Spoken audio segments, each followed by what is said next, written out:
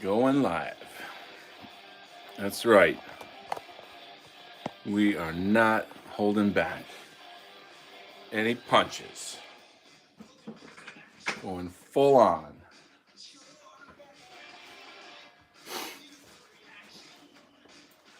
It's funny, I say I don't like heavy metal and then I play stuff like this. I'm very selective, okay? Don't pressure me, alright? Anyway, this, of course, is the soundtrack to Heavy Metal, the movie. In a universe of evil, one man stands alone.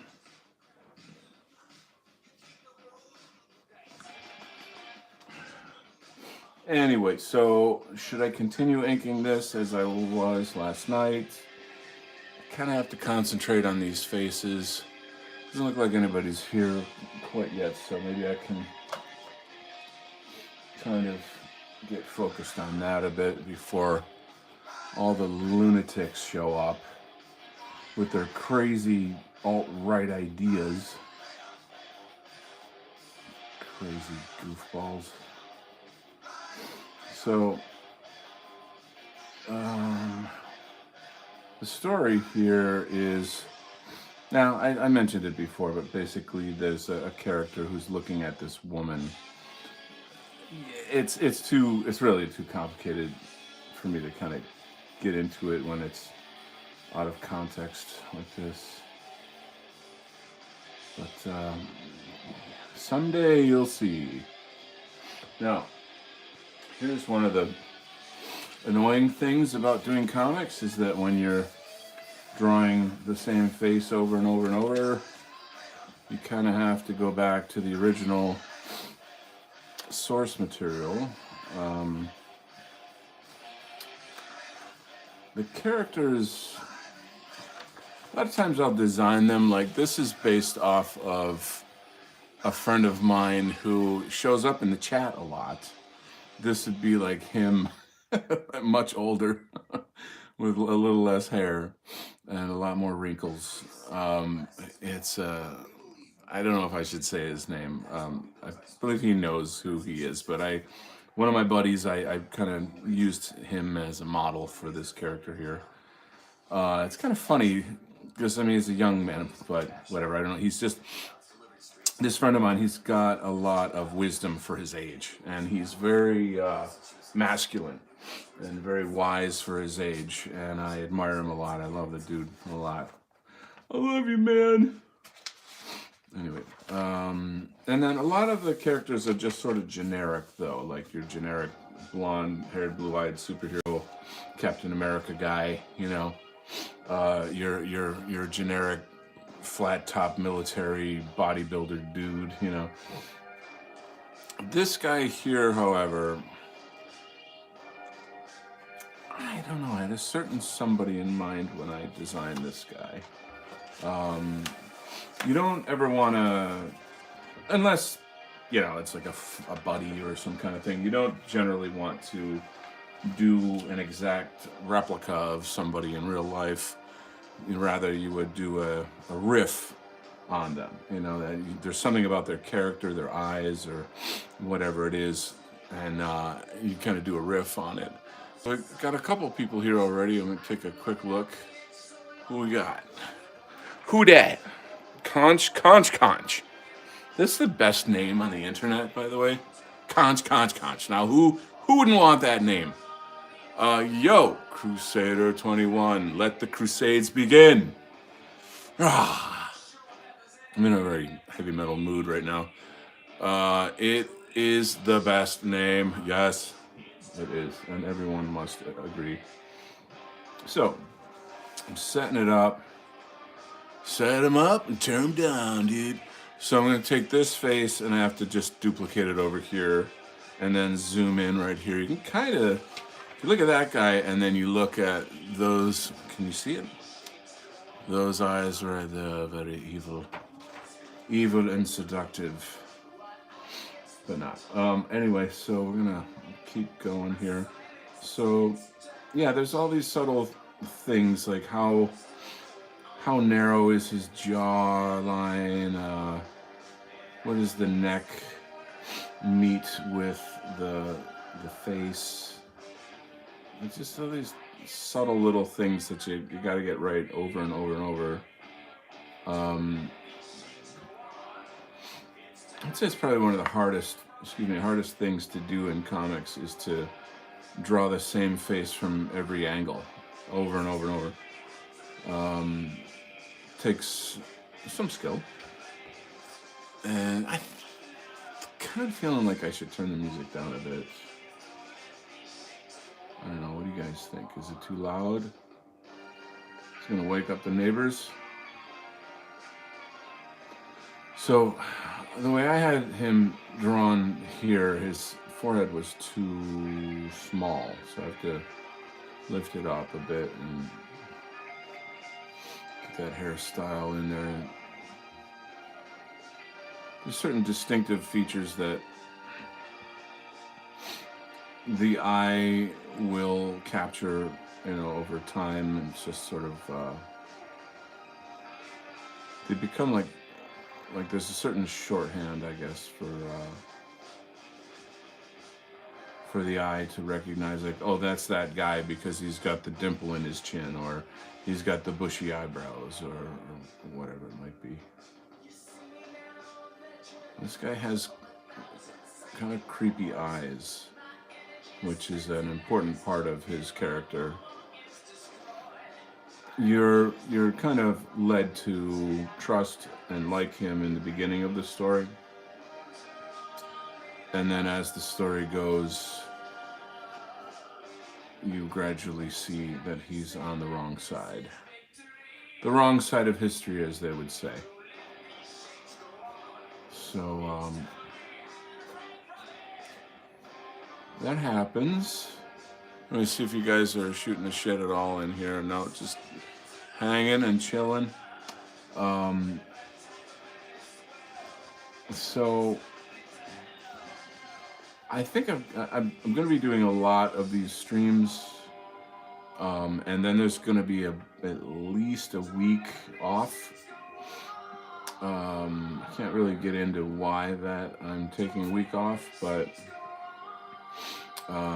there will be a week off, and then I'll try to get back to it.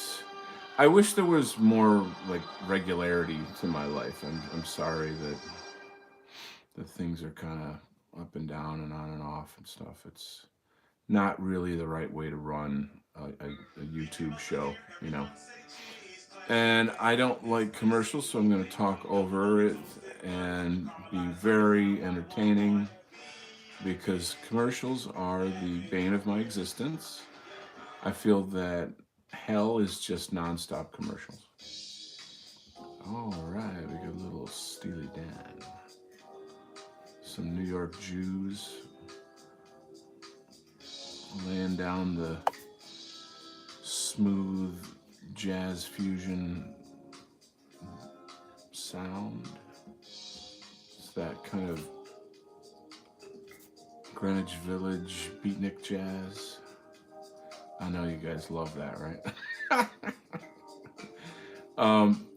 I can't take it away from them. Steely Dan's pretty freaking awesome, but I won't. I'll just let you fill in the blanks. Now, that face seems slightly too narrow to me. If you compare it to the other, like that, I don't know how like that versus that. Bummer, dude. Am I gonna be doing like Surfer Dude impersonations for the next 3 hours? Can we not do that, please? Somebody help me.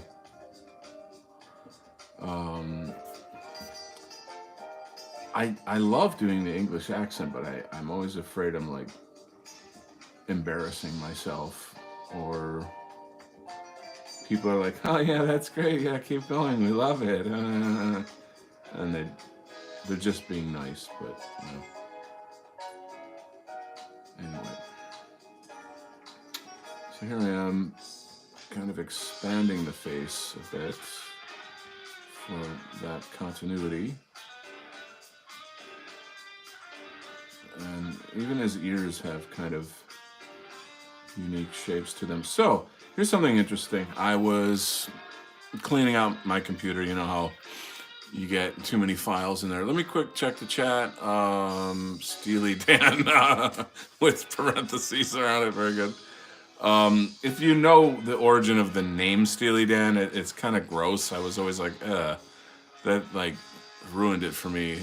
But I won't even tell you what it is. So Donald, have you ever experimented with animation? I thought you were going to say LSD or something. Kind of, sort of, not the high end stuff, just like real like Flash animation. I took a course in Flash animation, and I made like a little video game out of it. And I love animation. I'm not an animator. I don't have the patience for that. I think if I applied myself, I could probably be pretty good. Probably. So okay, here we're listening to what is it? Heavy Metal, the soundtrack to Heavy Metal, the animated film, and it's very coming of age film. I think that for its time, it was pretty amazing. I always look at things within the context of the time that it came out. I never say like, oh my god, it doesn't have CGI, it sucks, man. Oh, they were so primitive back then. And I don't think or talk like that. Thank God. Right? But anyway, Flash animation is pretty neat. You know, you make a graphic, you move it along a timeline, blah, blah, blah. I don't know that it's just not me, you know. I've met a ton of animators, and where I live, there's actually a major animation, like, college program around here. And I came super close to getting a job in that department, specifically for storyboarding, to teach storyboarding, because I do that for film. I don't know why it didn't come around. I don't know. It's kind of odd. Like, they were like so into me, and they really, you know, I passed the interview and this, that, and the other thing, and it just kind of never got back to me. And I'm like, I'm not gonna keep emailing you and annoying you, like, you know, so what's the status of the job? You know, I don't beg. I don't beg, okay? Don't ever beg. No. Not even for your life. So, yeah, anyway, and then I also ended up working with students from that program on another job. And again, these things, like, it's hard to talk about yourself without, like, doxing yourself, like, you know, whatever it is that you do, where you live, or this or that. I move around a lot too, so, you know, it's pretty hard for people to find me. But anyway, where I'm going with this is that a lot of these kids that are like, I'm an animator, they're very, very, very nerdy, like socially underdeveloped kids. And I'm not saying every single animator is like that or whatever, but it was awkward. You know, there's a lot of awkwardness going down in that scene. And it's like, it's all right. I don't, like, really care in terms of, like, you know, that's just a person going through their growing pains and learning how to be who they are, you know. And we all went through it. So there you go. I love having these. Don't you love these really long answers that I give? I have to, like, write a dissertation. We got Signum Fide is here. If you would put your link to your music in the chat, I think it's pretty cool. I believe you shared that on somewhere on Telegram or somewhere today. I checked out your music, and I think it'd be cool if you could share that, with the crew here. I didn't know you did music actually, so that's cool. You know what? It just occurred to me. There's a certain group. It's a White Art Collective group, but it's not the White Art Collective. It's like an adjacent group, and I've been wanting to get those guys. They're new to the movement, the scene, or whatever. Maybe not the movement, but the scene. And I'd like to get them on the show, to show their work, and then just kind of, be part of the community here in the Donald Kent world.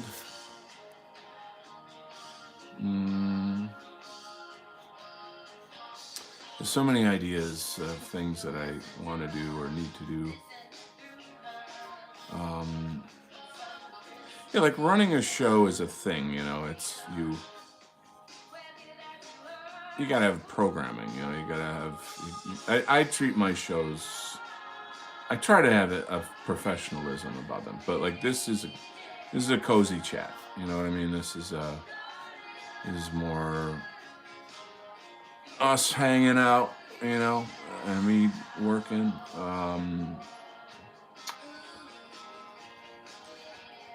And I don't expect to have like hundreds of viewers for this, but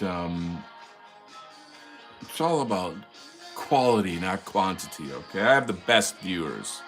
All right, so don't forget it. Now, am I yelling? I think the music is just a hair too loud.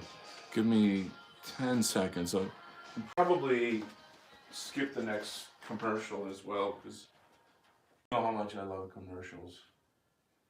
Or maybe we should wait and listen to the commercial and give them a free ride on my channel. Nope. Alright. I don't think I'm going to do this song. It's not in the mood for that. Alright. Well, that's not too bad. So thanks again for joining the Donald Kent Fun Time Crazy Hour, where we'll be talking about the most dangerous topics. Hope you liked the jams, man. I didn't listen to all of it. I listened to a good bit of it because I kind of wanted to get like an overview feel, and I was pretty impressed. I like your sensibility. You have your own musical sensibility, and I think it's quite good. I'm a lyrics guy. I hear it and then I'm like, what could I sing over this? What could I say or sing over this that would be appropriate? A while back, I had a bunch of people coming to me, who they're like songwriter dudes, and they have their music and whatnot, and they wanted to collaborate. And I did one with George Freud, which most people know that song, Someday Is Today. But he wasn't the only one. There were others, and I actually kind of wanted to get more into, I don't want to say techno, but electronic music. The Someday Is Today is very, it's got that electronic flavor to it. I'm not sure that I would say it's like synthwave exactly, but I feel like there's a bit of a synthwave quality to it. I guess.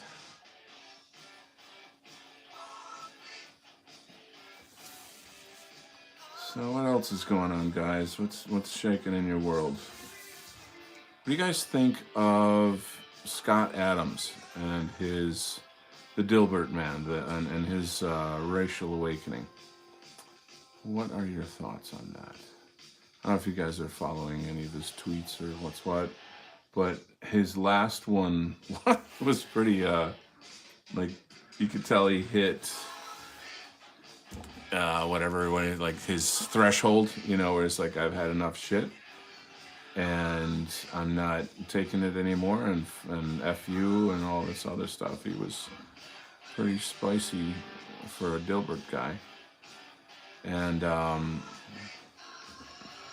yeah, I think like it's great. What do we got here? Robert Pyle, by the way, I want to say hello to you. Conch says I'm an art school dropout. Yeah, your description of the animation major sounds right. I'm with you, bruh. Let's see. So, most definitely, hope you like the jams. That's great. I like the memes that came out of it. Yeah, Robert Pyle says he likes the memes from the Scott Adams things. There's some good, funny memes. I've got a lot in my stash that I pull out when I need. Also, Conch says I'm very happy with Scott Adams and not following him closely. Hello, Simon JJ. It's been a while. It's good to see you again. I'm liking the look of this art. Maybe I'll kind of give you a little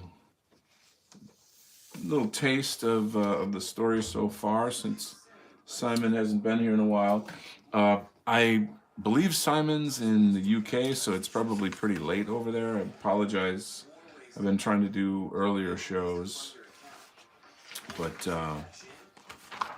it's just, how it works and how things go. So I'm happy to say that I can do more shows more often, though. So here's a look at the story. There's even more pages. I just penciled like one or two more pages on another table in the studio. And mostly kind of what I like to do is to ink the stories in front of you guys so that it's, it's just more visually pleasing, I think.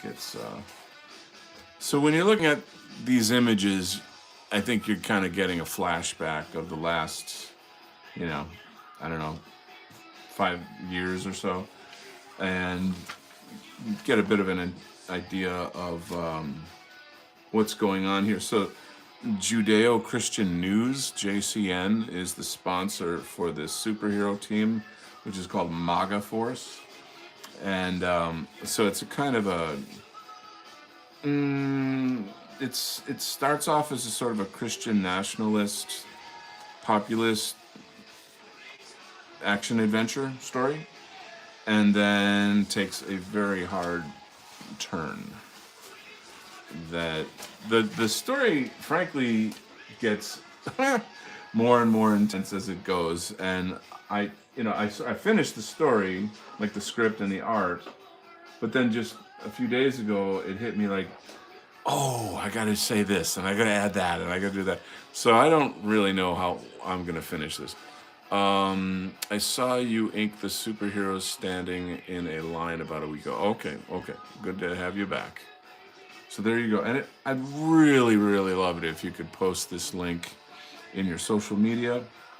That'd be awesome sauce. Just help me out, get it out there. I'm sure this isn't for everybody, but it'd be nice just to get it out there, all right, so I'm going to focus a bit.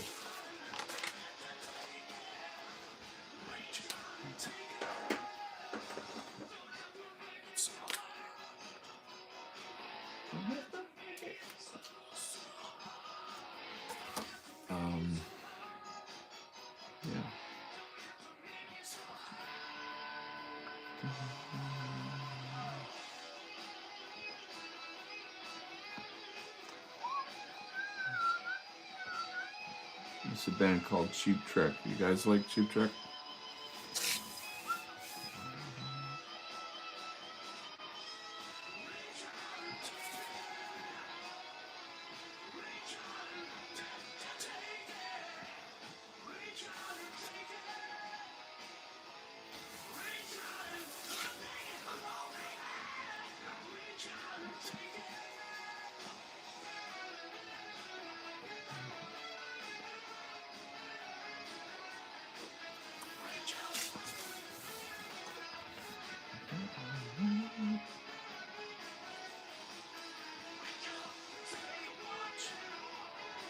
So what are you guys listening to lately? What are some of your favorite bands?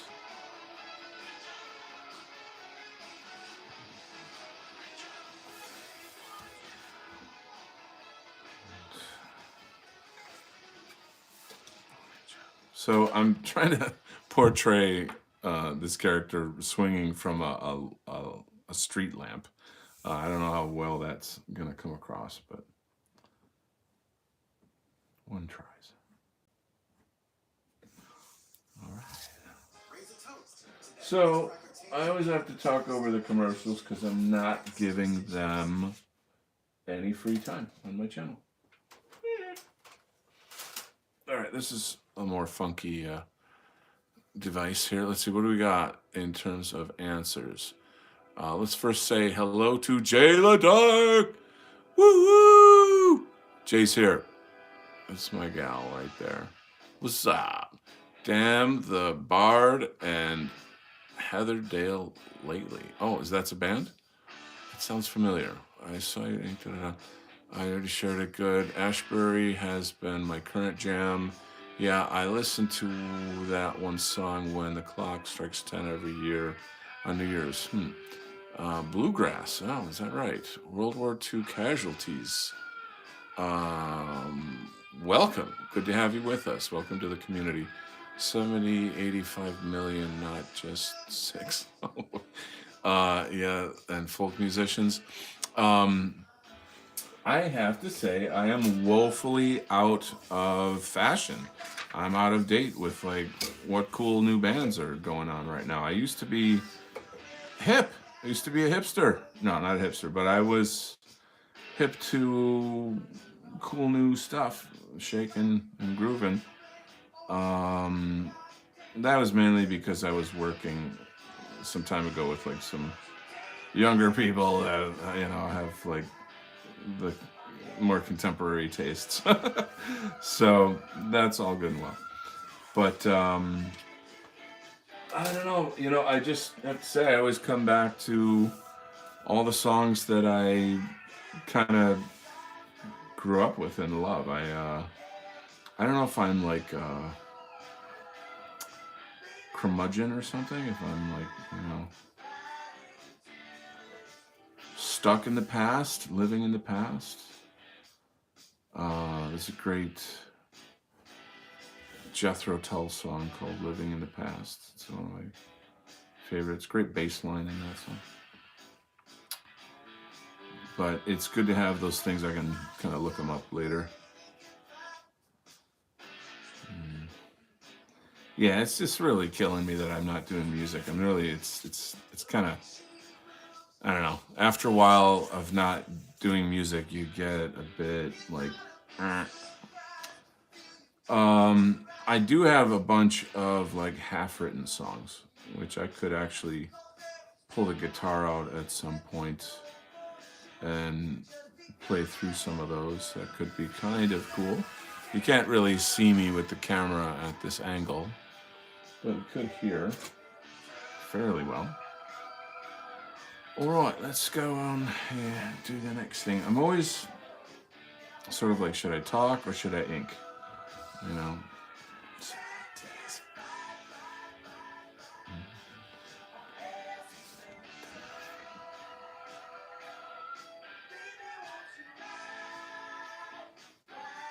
Now, these little markers, as sort of plain and clunky as they seem, actually have a little bit of range in terms of like getting a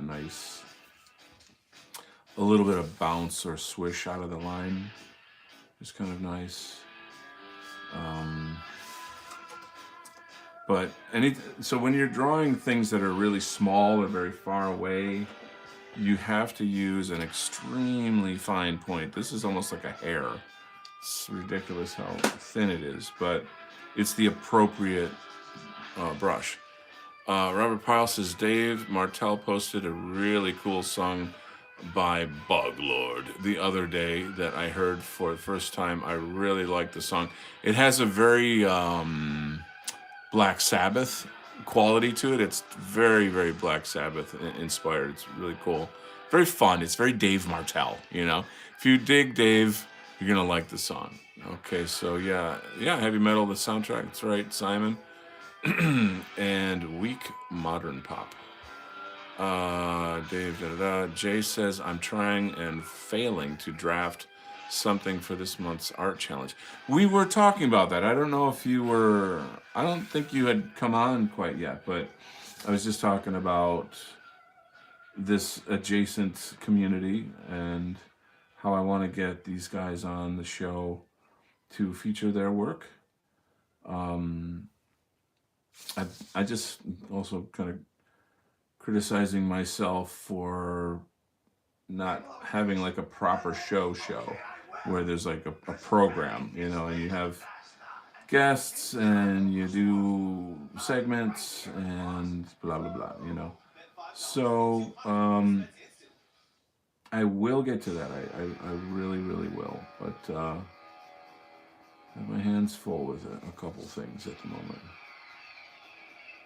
I don't know if Jay, if you want to chat, let the guys know a little bit about that project. I think it's pretty awesome. Also, I'd like to know, in your estimation, how many new artists are coming into the White Art Collective right now, roughly? You know, like a ballpark number. Just from my view of like moderating, it seems like a lot. And I think that's freaking genius. I think that's brilliant.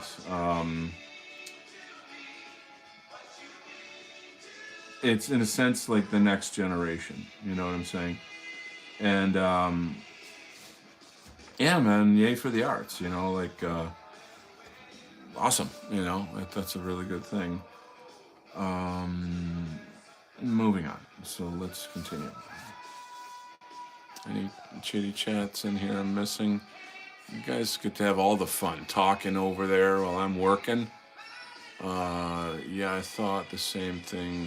Very 70s vibe. Sure. But yeah, so I don't know, Jay, if you don't mind giving me an idea how many people you think are in the group. Maybe you need to know.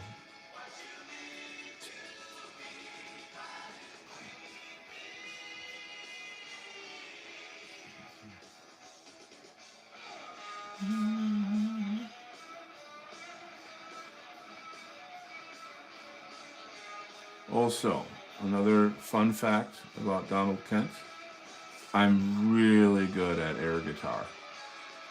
So like, if you could see me air guitar this album, you would be blown away. Totally blown away.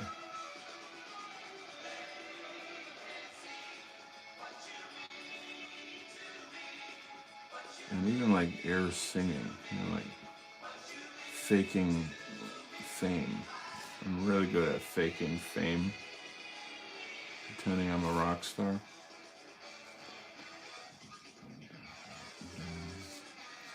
I always like to say I'm famous in my mind, you know?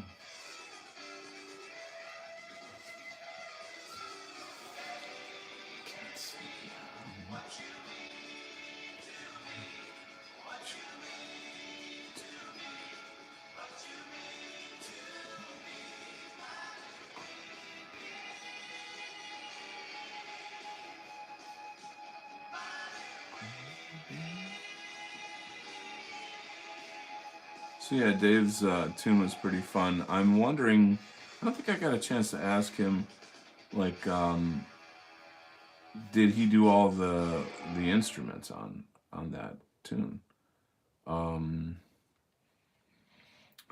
does he have a band? It's I've been in bands since I was 13, and it's not the easiest thing.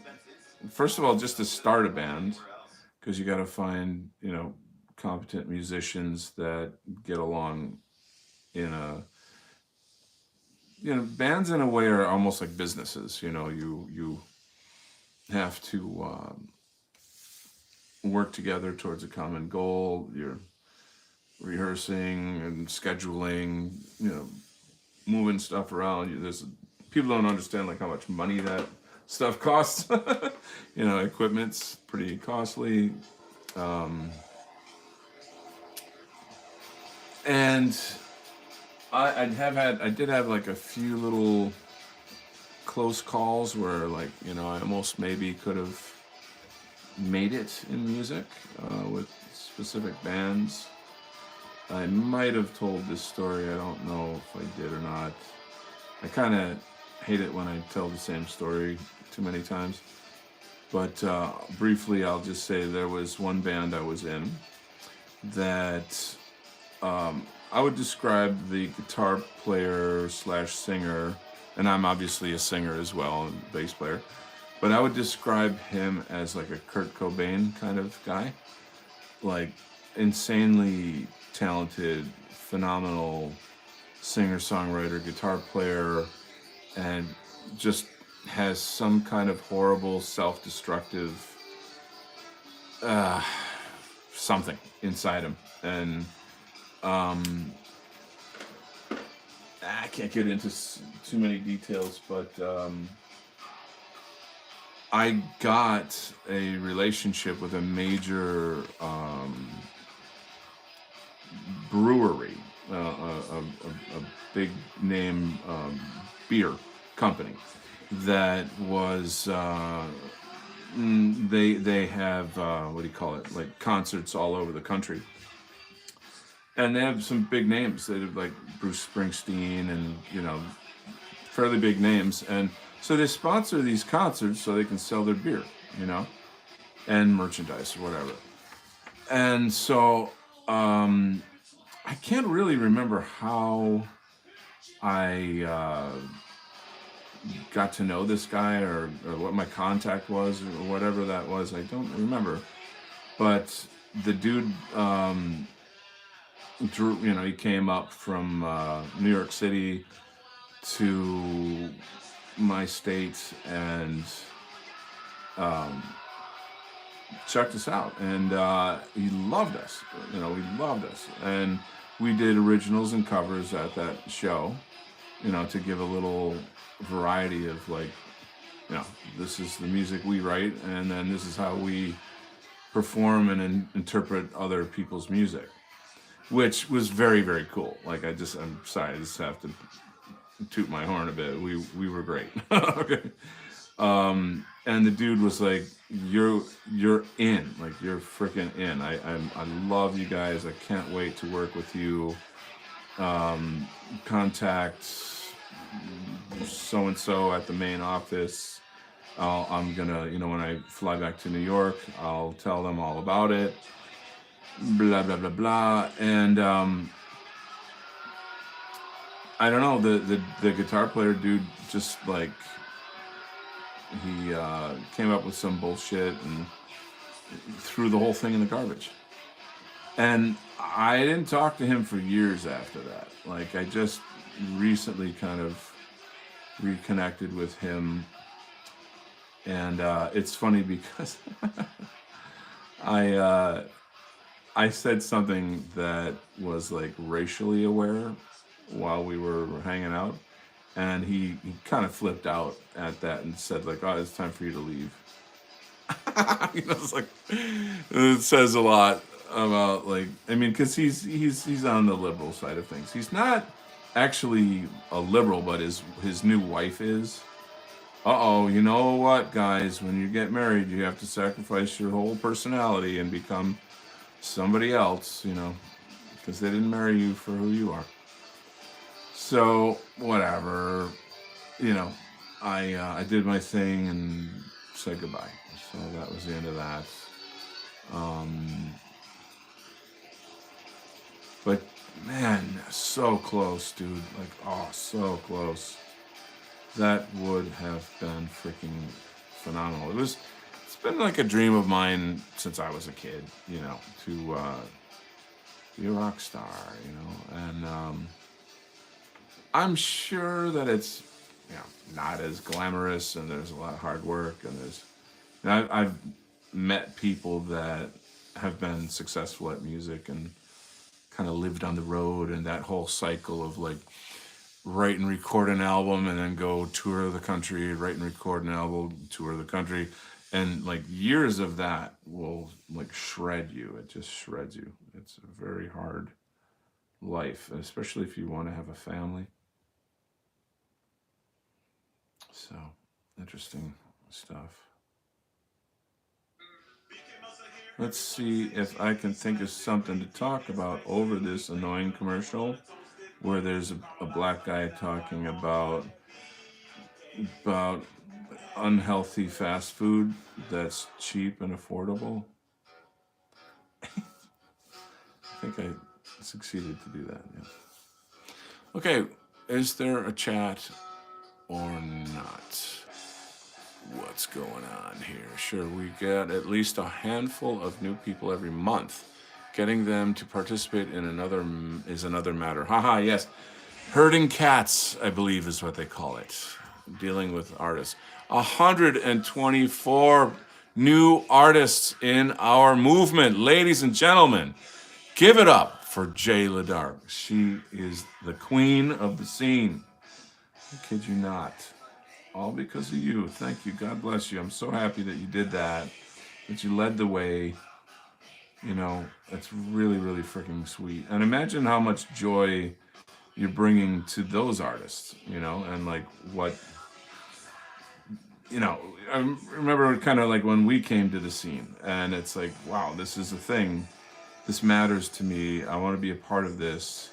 I can express my thoughts and feelings on this really heavy, critical situation that we're in, you know, coping with white genocide and all this crap. And then having a community of wonderful, like-minded people, super talented people, and being able to be yourself. It's kind of like welcome home, you know? So thank you, Jay, for making that happen. I know that just like everybody else, you've got your own,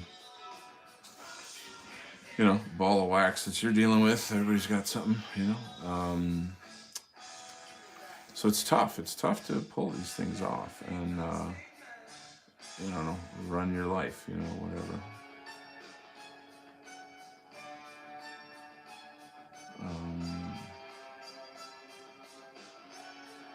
Yeah, I've also been talking with the gang in my own chat groups and stuff about like getting just getting like another show going of some kind. So once again, I have a week off coming up fairly shortly, and then I'm thinking after that I'm gonna really want to get back in the game, you know. I noticed that Jefferson Lee and Josh Neal are cooking again. It's the Jefferson Lee show, and Josh is like hosting, not hosting, but like he's what do you call it? Like the narrator, or the moderator, or like, you know, whatever. So, but it's good to see those guys doing some things. I never seem to get through a whole show. I just try to plug into whatever I can within the time that I have. But yeah, there's a lot of, you know, shows out there that are kind of news oriented, and I don't want to do that. I'm not looking to like do another news reaction show. That's not what I mean. It'd be a lot more like, you know, what's new on the art scene. Naturally, we're gonna end up talking about, you know, this or that, whatever is topical or things that matter to us, you know. But yeah, I just feel like making entertaining content is important. There's already tons of people doing the informative stuff. I remember back in the day when White Art Collective had karaoke. and like I did karaoke, and we did a bunch of cool, fun stuff. Yeah. So what's happening in the chat here? Wow, you guys are cooking. Let's see. I like air working. Okay. I play a mean air guitar. Oh, I get you. Yeah, yeah. I played the organ part. Okay, thank you. You gotta make it fun for sure. That's some mean feet at Jay. Thank you. Da da da. I wasn't me. Someone. Da da da. And we don't need more current events. I know. And I mean, the current events themselves are fucking stressful. Like they're so toxic and demoralizing. What is it?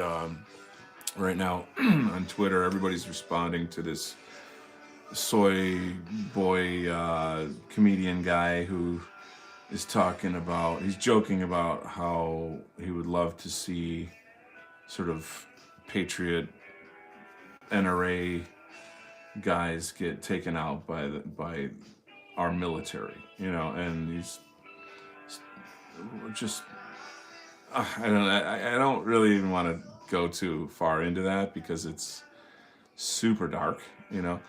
There's a side of you that's kind of like, are they trying to incite us to civil war? By saying these kind of things, are they trying to?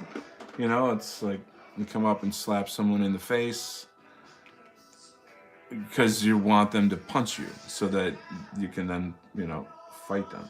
That's kind of what it feels like. Told you the conversation would get dangerous.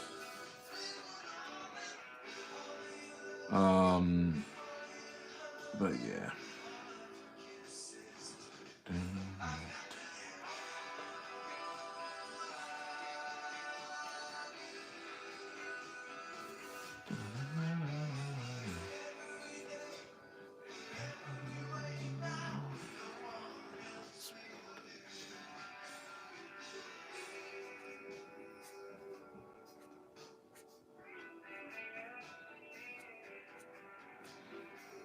It's nice to like get this kind of like brushy, slashy qualities out of the brush. Let's go back here. We need more. It's very black-pilling at times watching the current events content in our scene. Super. I strongly agree. Jay says they'd love nothing more than for us to give the state a green light to Ruby Ridge us all. That is fucking exactly true. Yes, upsetting. Yeah, so even like, okay, this whole Trump is gonna get arrested, and then Trump says protest, go out there and protest, and then after January 6th, who's gonna take that advice? It's like, oh, so so I can languish in jail and Republicans do nothing, and then people can just continue this lame bullshit cycle of like letting the country get taken over. I don't know. Yeah. We all harbor certain thoughts that you can't say, but I won't say those things because there's a time and a place for everything, and it's really all speculation at this point. So I think the so-called Trump arrest thing is a show trial, of a nothing burger, as they call it.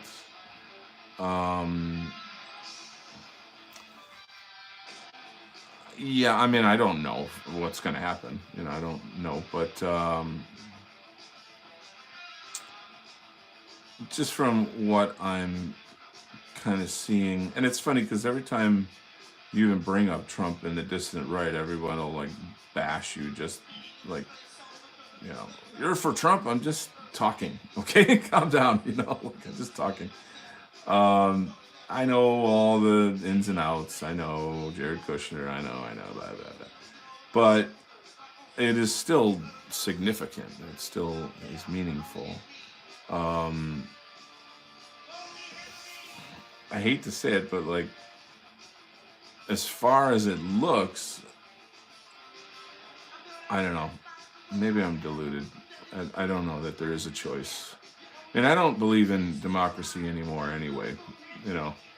But if you look at it like political theater and and you try to like guess the chess moves of the lizard elite, you know, you could from that perspective you can kind of say, okay, well,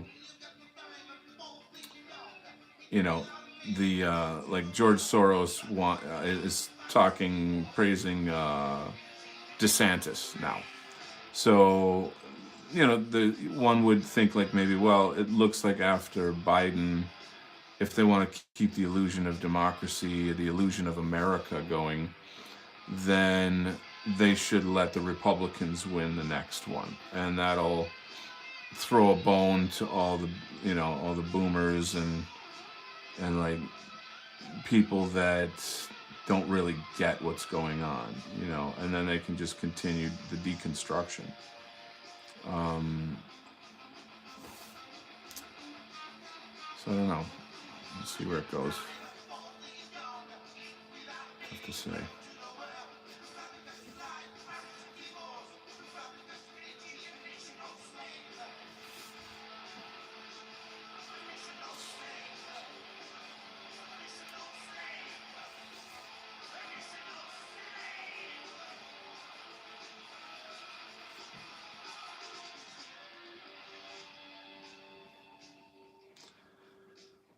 So yeah, like I said,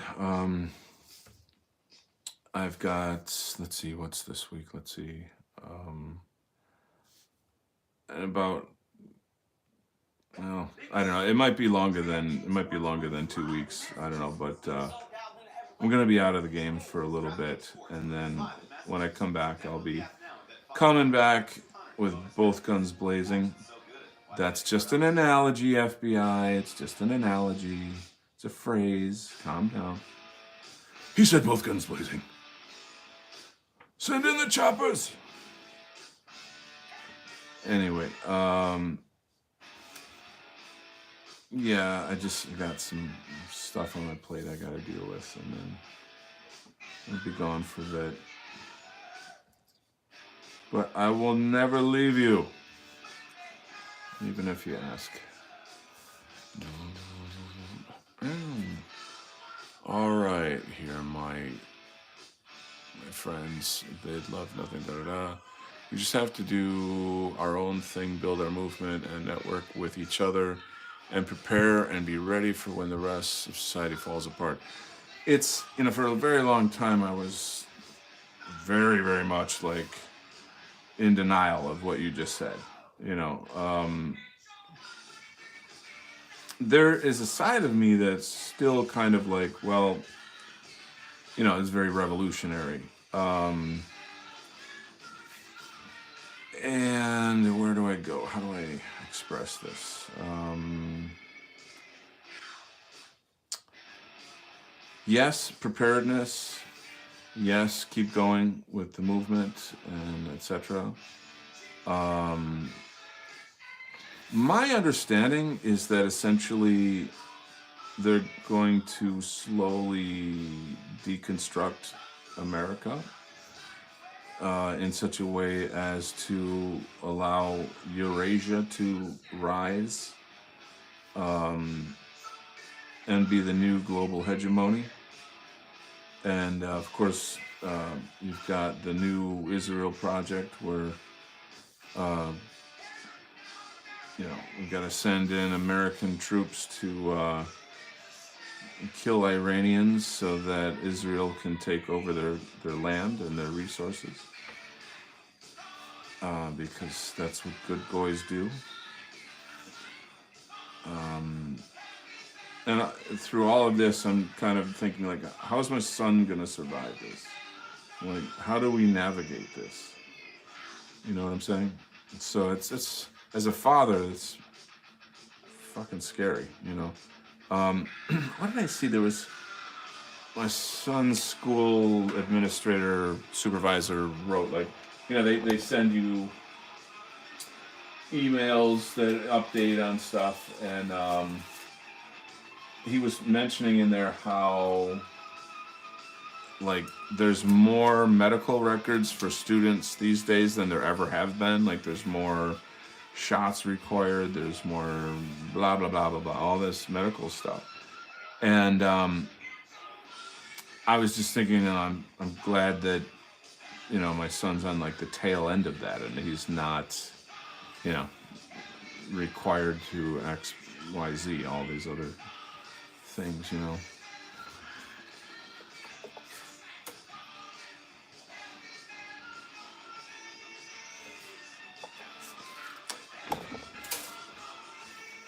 I listened back to one of my other videos where I'm like whisper singing the music. And since my head is like right in front of the camera, you can still hear me singing the song, and it's not like I'm nerding out on wanting to be a rock star.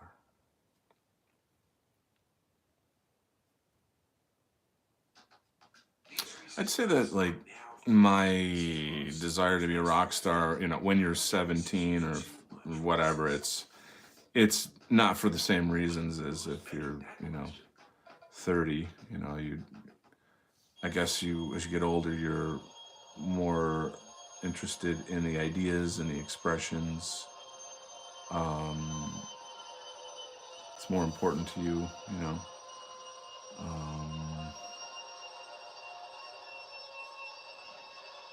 So that's that. I think I'm gonna maybe change the music in a second. So I don't really recognize what this is. It's not part of the album. So I'll be back in, or will I? Let me take a quick peek and see what this is. I think, yeah, this is a Black Sabbath tune. Let's see, who's my buddy that loves Black Sabbath other than Martel? He's from Brazil. He's in on my chat a lot. Anyway, this is a really, really cool Sabbath tune. It's called The Mob Rules.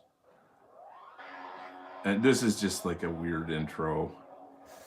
And then it stops. I've never been a fan of like weird intros. I can just play the song. It's like, oh, it's spooky. I know.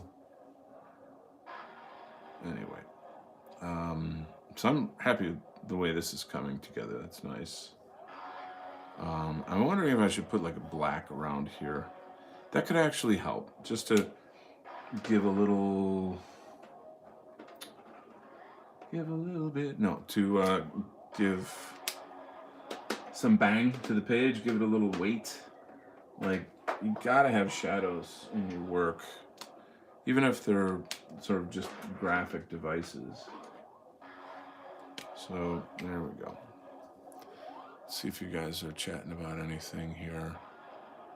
We just have to do Robert. I find a lot of people are now very aware of how close to the flame we are. I strongly agree. Jay says, I'm not too sure about that. Jews seem pretty anxious about Russian power. Big topic. I'm not an expert on it either. Robert says they feel the same about America as well, even though they fully control the U.S. Totally correct. I like this song, don't mind the intro. I think it fits with the scene in the movie. Yes, well said. All right. So, here comes. Oh, and then they throw a commercial in. Ha! No. That's not. Here we go. Now, I really want to play this loud, too, actually. Come on. I am banging the head for my head.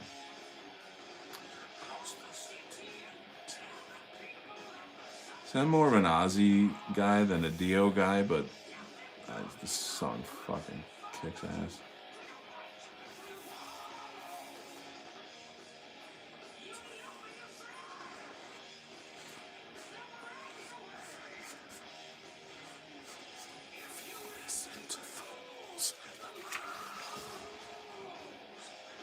kind of interesting. People talk about Dio, and like some are like, oh no, he's really Christian and he's a good guy. He's criticizing these things, and then others are like, dude's pretty dark. I don't know.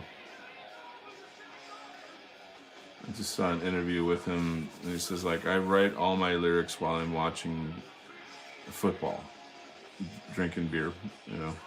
Football being soccer in America. Okay, get it right, England. Okay. Uh-oh, I just lost half my audience.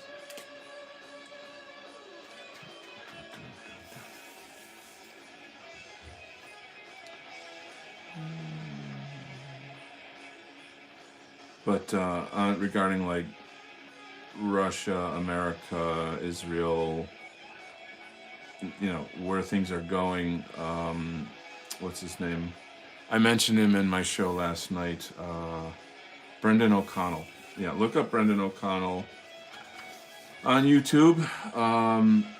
He is wanted by Interpol, and he was arrested and tortured in Australia for exposing the New World Order. But this is back in, I don't know, maybe the 90s or something.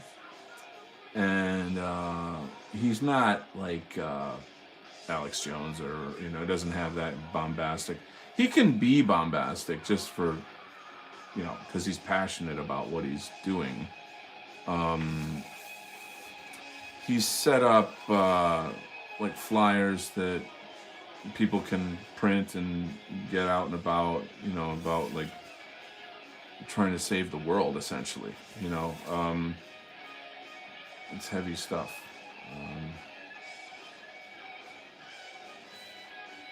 But I would say he's one of the best sources of intelligence. I don't agree with him on some of his value judgments. He totally does not get the white identitarian movement. He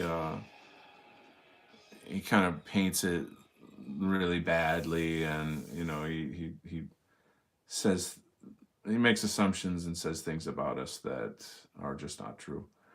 And I always feel like, if you're like at a black belt level of knowing these deeper hidden truths, then I don't cut you any slack for not knowing the simple thing about like what is the white identitarian movement.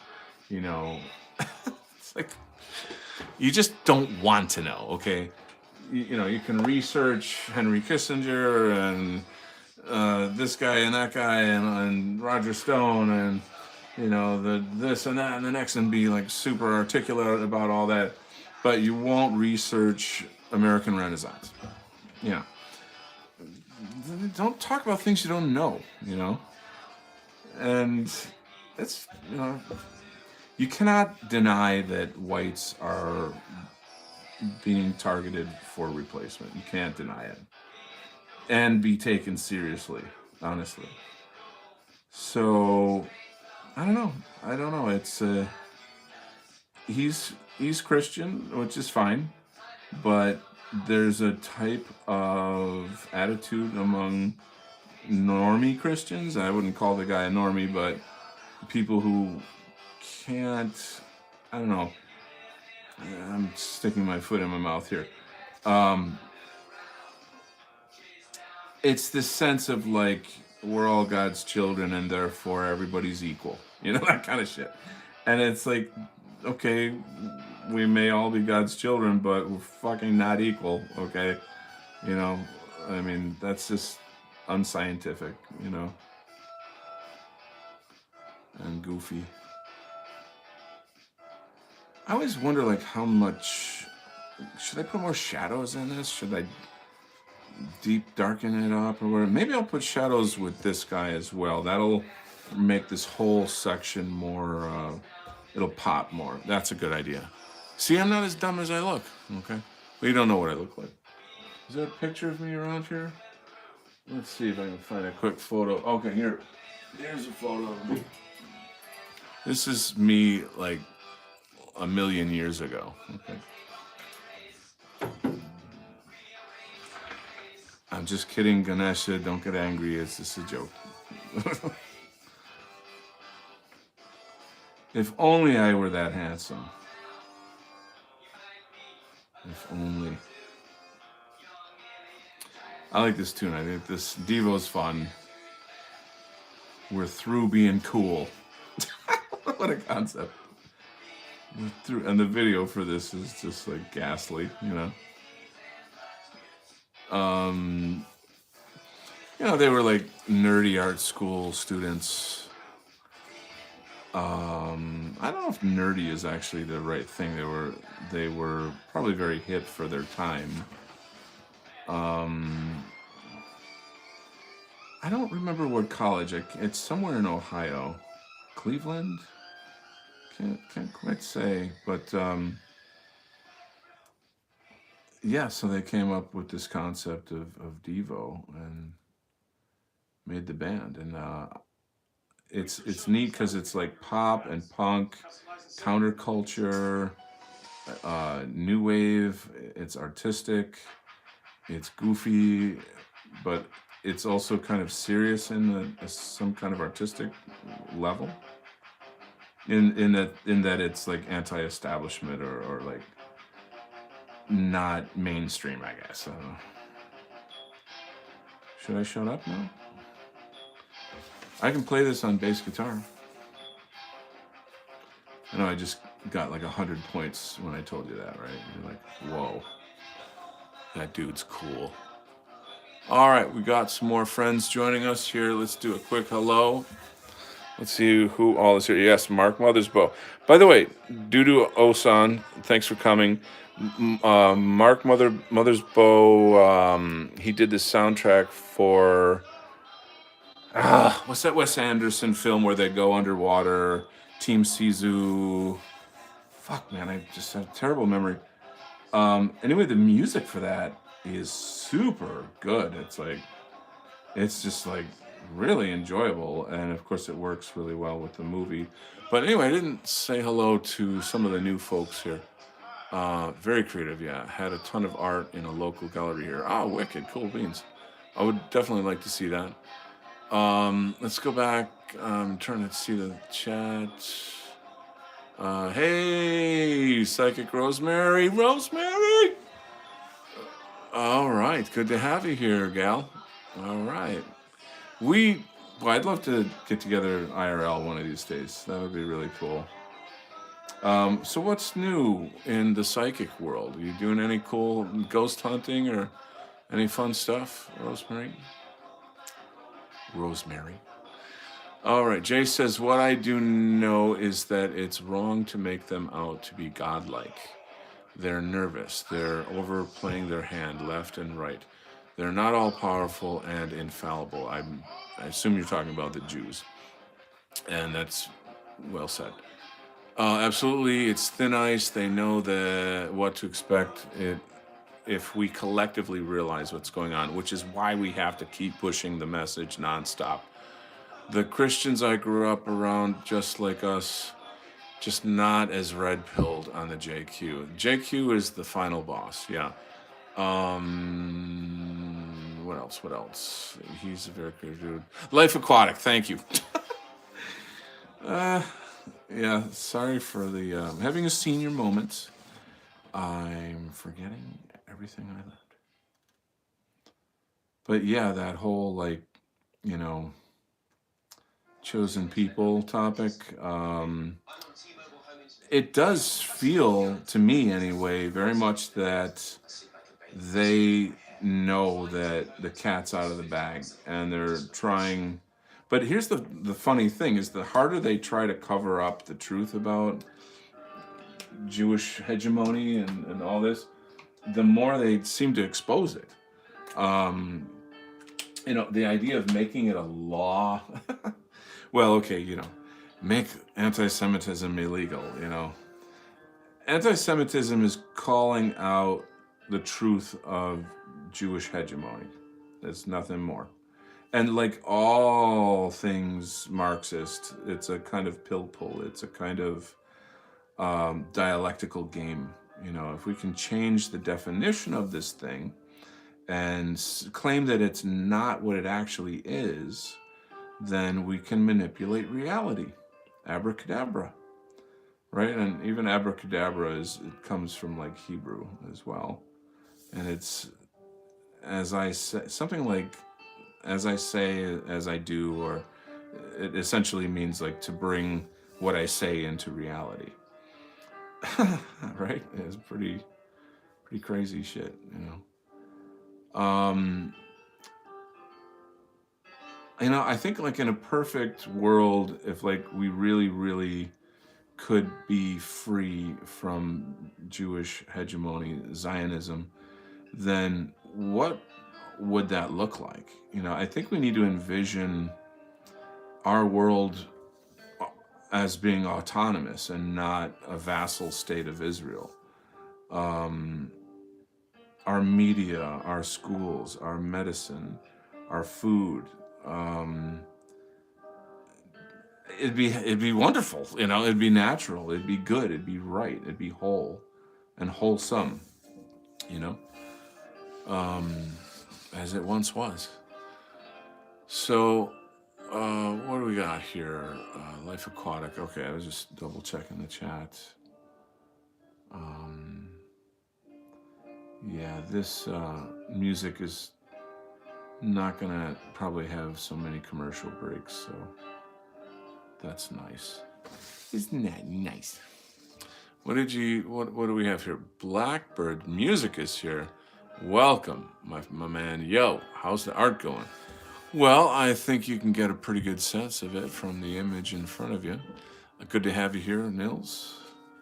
Working on any music, Blackbird? I had Nils on my channel a couple weeks ago. It was just like an open art chat type thingy where I had, like 3 or 4 screens of the different people that were joining. And then my screen was just me doing this, So there's going to be a lot more of that. I was just talking to the crew here and Jay Ladark about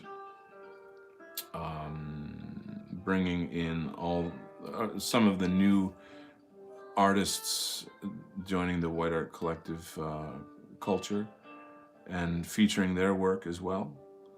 So I'm excited about that.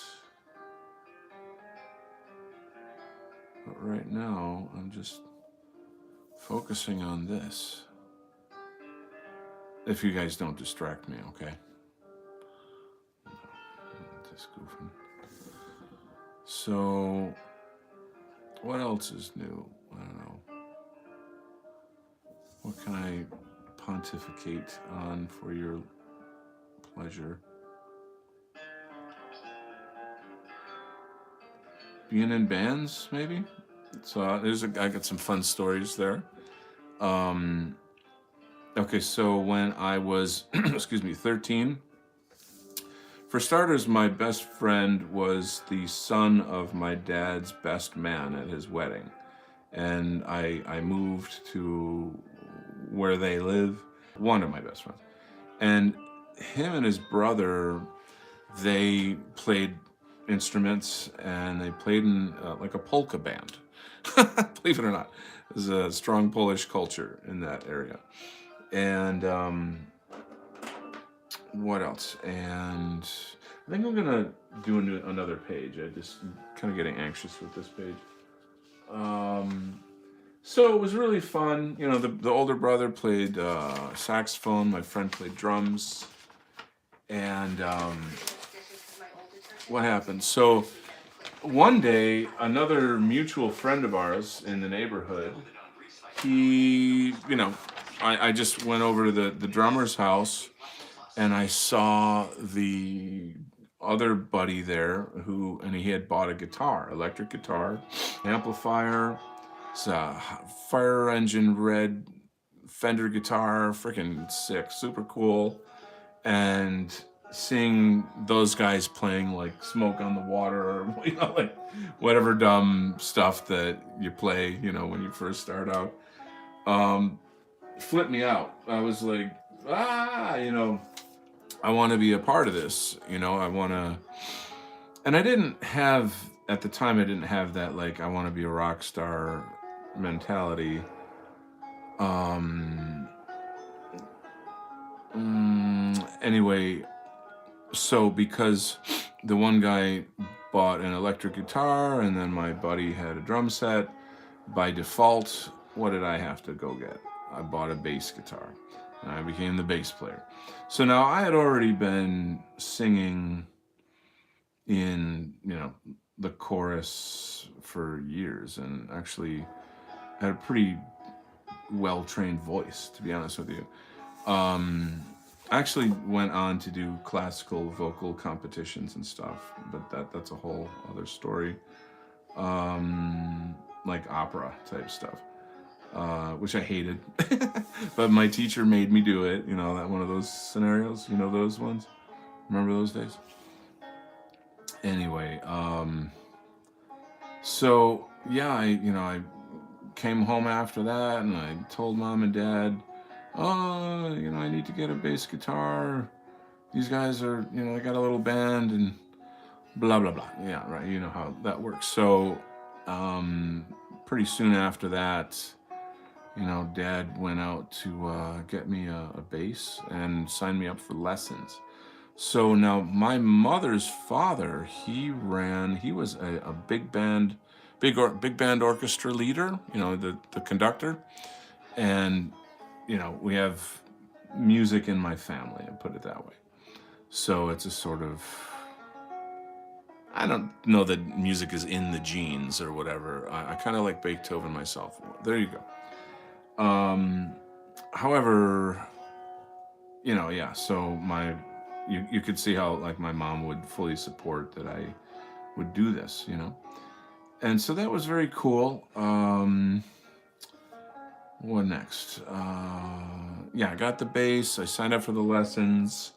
I still have that bass guitar. It's just in like really really bad shape right now, but it's nostalgic. I can't let it go, And so we started kind of just doing like super super simple 3-chord songs, like pretty much everybody does when they start off. And before you know it, my school, I was in 8th grade, by the way, I just remembered. So my school had a Battle of the Bands. And sure enough, we're gonna be in Battle of the Bands and everybody's gonna love us. We're gonna be famous, And so we did one of these, another sort of a well-known 3-chord classic rock song of some kind, and I'm the singer of the band, so all through the day I've got the lyrics in my folder and I'm reading them and I'm just like nervous as hell trying to like grind the lyrics into my mind, and the big time comes and you're behind the curtain and then they make the big announcement and they open the curtain. And to my surprise, like all the girls in the front row like jumped up screaming and like ran towards the stage. And then, the drummer straight in and, slam, we rocked it out, I just tried to keep my cool, keep my head together and remember the lyrics, remember, don't screw up, and we got through it beautifully. I don't think we won the talent show, which is totally meaningless to me. Like I don't care that because you're always dealing with a world of people that just like stupid mainstream crap. So they probably voted for something else. But the show or our performance was like a massive success. And I can't tell you, I was totally addicted. I was like, I'm freaking on this. This is me. This is what I'm going to do for the rest of my life. Yes. Anyway, the dreams of youth. You're innocent when you dream. And, but it was great. It was great fun. And then years and years later, if I ever run into someone from high school online or wherever, they're like, dude, I remember you in high school. You were like so good at music, man. Not everyone I know speaks with that accent. Okay, who else is here? What do we got? Checking the chat. Yo, how's it going? Just released 3 tracks. Very good. Looks great, man. Hey, link your tracks in the chat. Let everyone see it. Share. Let's see. Simon says those are moments to live for sure. Lovely story. Thanks for sharing. And so in the coming years, we did other shows, but like mostly Battle of the Bands kind of things. There was like a show we did at the community center, the town community center, and but as bad as it was totally awesome, for our age and for the time. It was like super freaking awesome. Anyway, I'm trying to think. So yeah, and this is probably the same thing in like most high schools. You only have so many musicians, in the school, and then the musicians sort of rotate from like one band to the next, depending on what kind of music you like. But like there weren't a lot of bass players that could sing lead. So I was in pretty high demand. I was also teaching myself guitar, and I used to write a lot of folk music. Back then I was very, very into folk music. I could maybe try to find an old tape of some of that stuff. I was a much more gentle kind of soul back when I was young. I was going through a lot of difficulty with my dad's heart attack and a lot of that depression, teenage angst stuff. So it seemed like I would say that like folk music was a good expressive art form for me. It was kind of gentle and poetic and something like that. I don't know. I just that's what what worked for me at the time, if you will. And I like folk music. I'm not like dissing it or whatever, but people change over time. All right.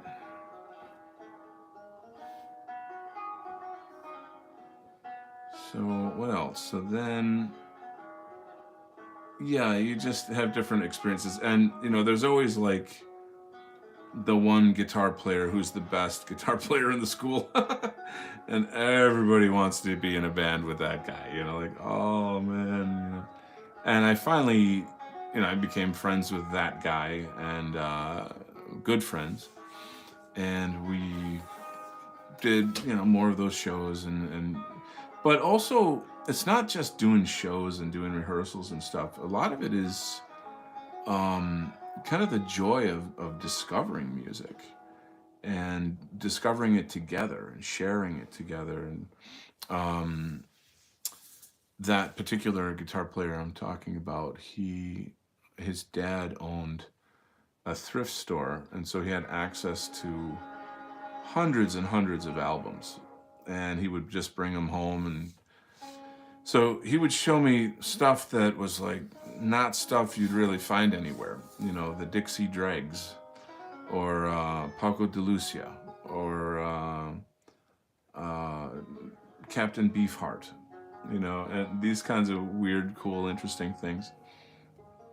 I remember, and I'd go through musical phases with different friends. One guy was really into Kiss, and so we'd go through a Kiss phase, and then another guy was really into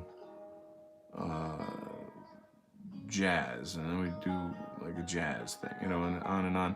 So it's a kind of a cool thing to have gone through those exploratory times, where you're exploring, learning about music. So it's good fun stuff. I think that the idea that bands get a lot of girls is like a TV trope. I mean, if you're Led Zeppelin, maybe but it's not always essentially the truth.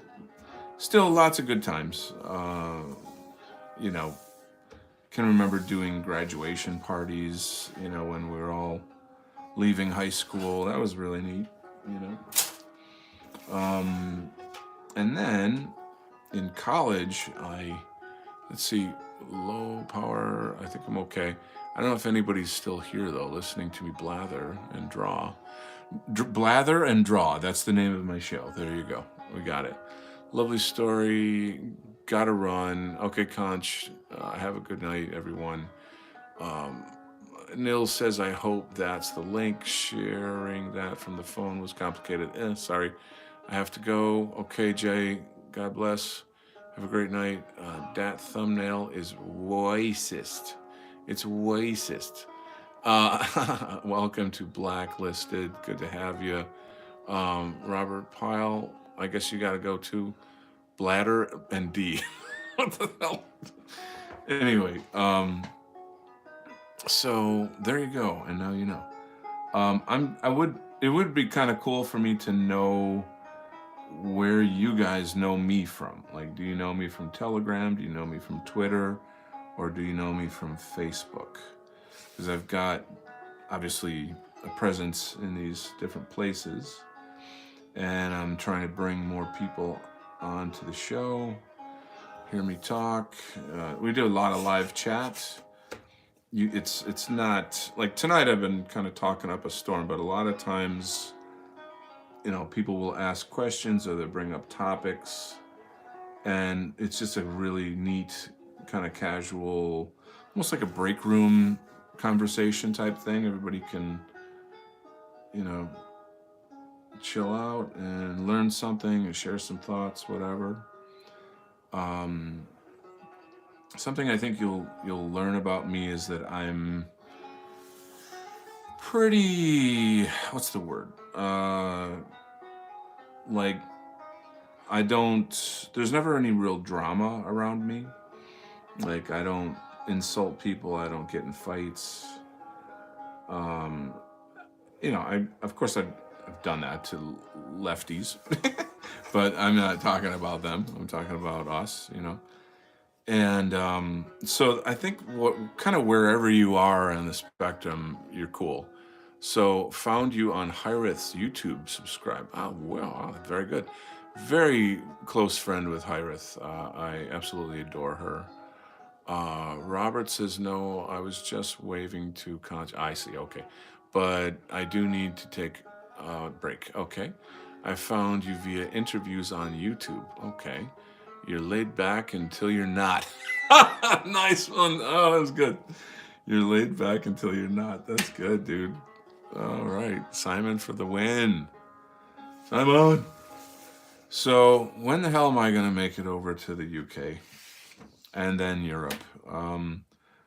Do you guys know who Nullis is? Nullis is a good friend of mine. He co-hosted one of my shows. I co-hosted one of his shows. We've appeared, on a lot of other shows. He's kind of the master of poetry in the White Art Collective. That's kind of like, I guess, his niche, if you will. Anyway, why did I bring up Nullis? Shit, I forgot. Just seeing people on shows and stuff. So, like, there's a ton of shows out there with him and I on them that if and when you guys have the time or interest, check them out. His is called Conversations with the Wind. Mine is Imperium Art. And there you go.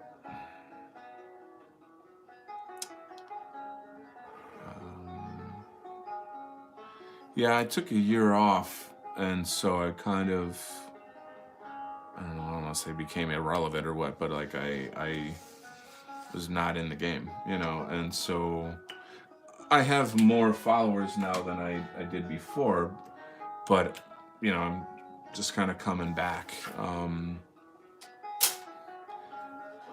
I guess I could just say that we've got plans, you know, and there should be some cool stuff coming down the line. Yeah. You know what? So this guy here is Mr. Sorrows, and he is the ultimate bad guy. You know, the sort of a Bond villain type guy that you sort of almost only see him in shadows, like you know his profile or what have you. He's a very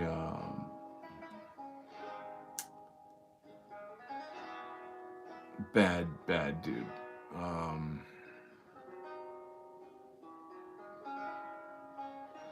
he loves the taste of human blood. That's one of the things that he does to kind of keep young and fresh. A little adrenochrome.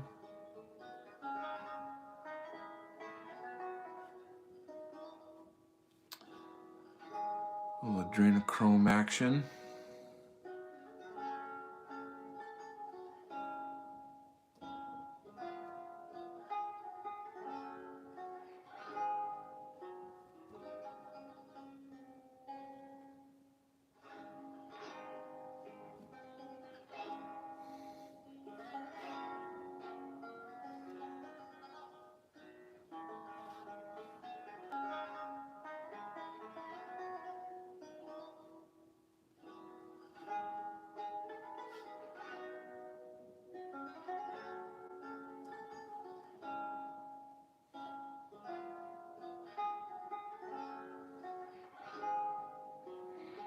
I think some music is pretty nice, isn't it? Isn't it?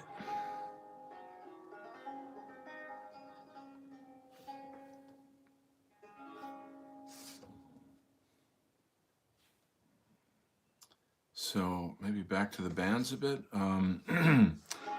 In college, you know, by the time you're in college, your musical skills are pretty competent. You know, playing from like say age 13 to what, you know, like 18 or something, and having been in tons of like concerts and shows. So I get to college and I'm just super hyped about meeting some really cool musicians that are ready to do some cool stuff. And at that specific time, I was kind of still in my progressive rock phase. And anyway, so I met up with you know, some musicians on campus, and we started a band, and we put out, you know, like a help wanted ad for a drummer. The one guitar player was extremely eccentric. He was an ethnomusicologist or an ethnomusicology major, you know, which is a. Can you imagine majoring in studying the different musics of the world? You know, and that being, it's kind of like the anthropology of music. And so, and like, you know, he's a guitar player. He's kind of a Grateful Dead kind of dude, sort of a deadheady kind of dude, but more eccentric and like artistically weird, like in a way that I like, in a kind of a good way. Very kind of a sickly, gentle, frail kind of guy, though. Like you know, it's not made for this world. You know what I'm saying? Like just too sensitive, you know, too smart, too talented, you know, for this fucking garbage dump, you know. And it was great to be in a band with him. And then the other dude was more of a a bit of more of a kind of a Jim Morrison type of a flair to him. He wasn't like Jim Morrison. I'd say I was more like Jim Morrison than any of them. But, he just had that kind of rock and roll debonair quality to him. His mom, he was kind of mixed. He has like Swedish and Syrian, if you could imagine these combinations. This is sort of, he had like kind of a European quality about him, but maybe a bit swarthy, I suppose. Also a very gentle soul, highly creative, extremely dedicated, hardworking. Classical guitar was his major, and he just turned me on to all kinds of great classical guitar music. Yeah, and so, and then our drummer was black, actually, and he was more into kind of like 80s style pop funk. Like completely way off the charts. But like in the advertisement for looking for a drummer, we explicitly said, this is an experimental rock group. And we, if you like King Crimson and Genesis and this and that and the other thing, then give us a call. So when I went to like meet the guy, I was actually kind of shocked at the time. We had a great sound. We were really unique. And of course, and they were all originals. We didn't do any covers. So yeah, we were quite an item on the scene at the time, sort of the college music scene. And I don't even know how to describe the music. Jeez.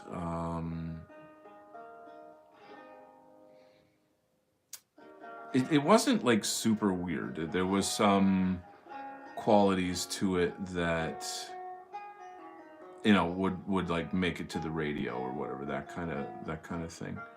But yeah, anyway, that was a great experience.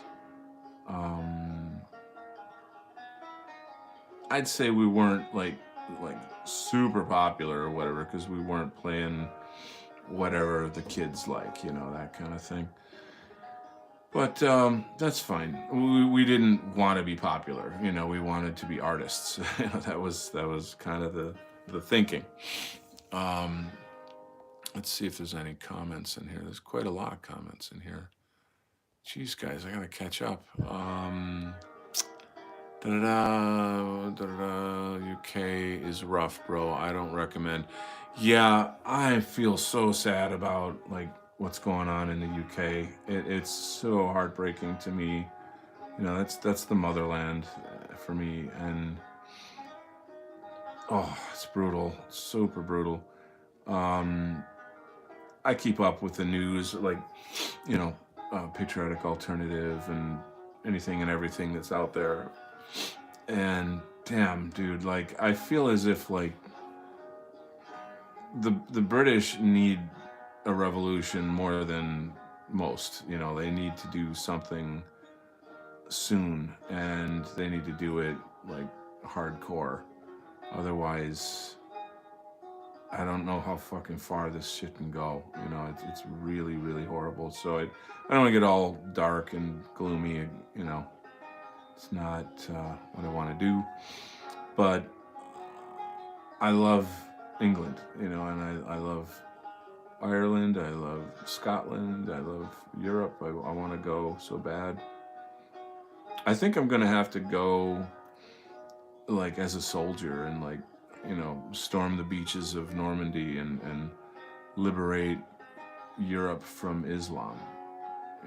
That's how I pretty much want to end my life. I want to die in battle.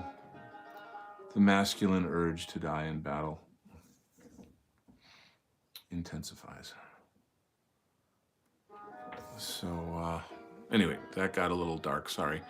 Let's continue on the chat. What's happening? No, this is great. Blacklisted says you were talking about travel. I'll continue on that topic in a minute. Wooden Doors here. Wooden Door. That's a great name. That's a great name.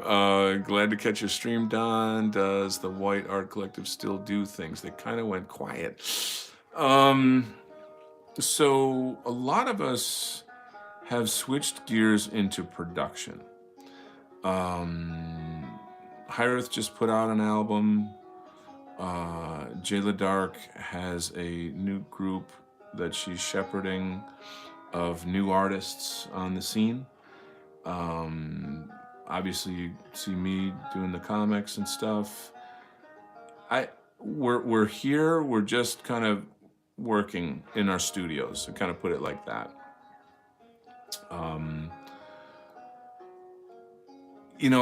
I think it's, how do I say, like, it was a lot of fun when it was really cooking. We had a lot of shows, regular shows, and it'd be great if that came back. Jeff Winston, who created the White Art Collective, he's in charge. Pardon me. He's in charge of that. He's writing and filming a feature-length film right now, so check that out.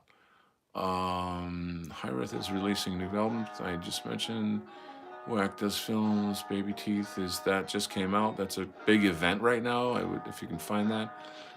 Blacklisted says kind of Baroque. I'm all about electronica. I hate to admit. I'm into house music, dude. Like, I go dancing on the weekends. I love all kinds of electronica. Blacks are good drummers. There you go.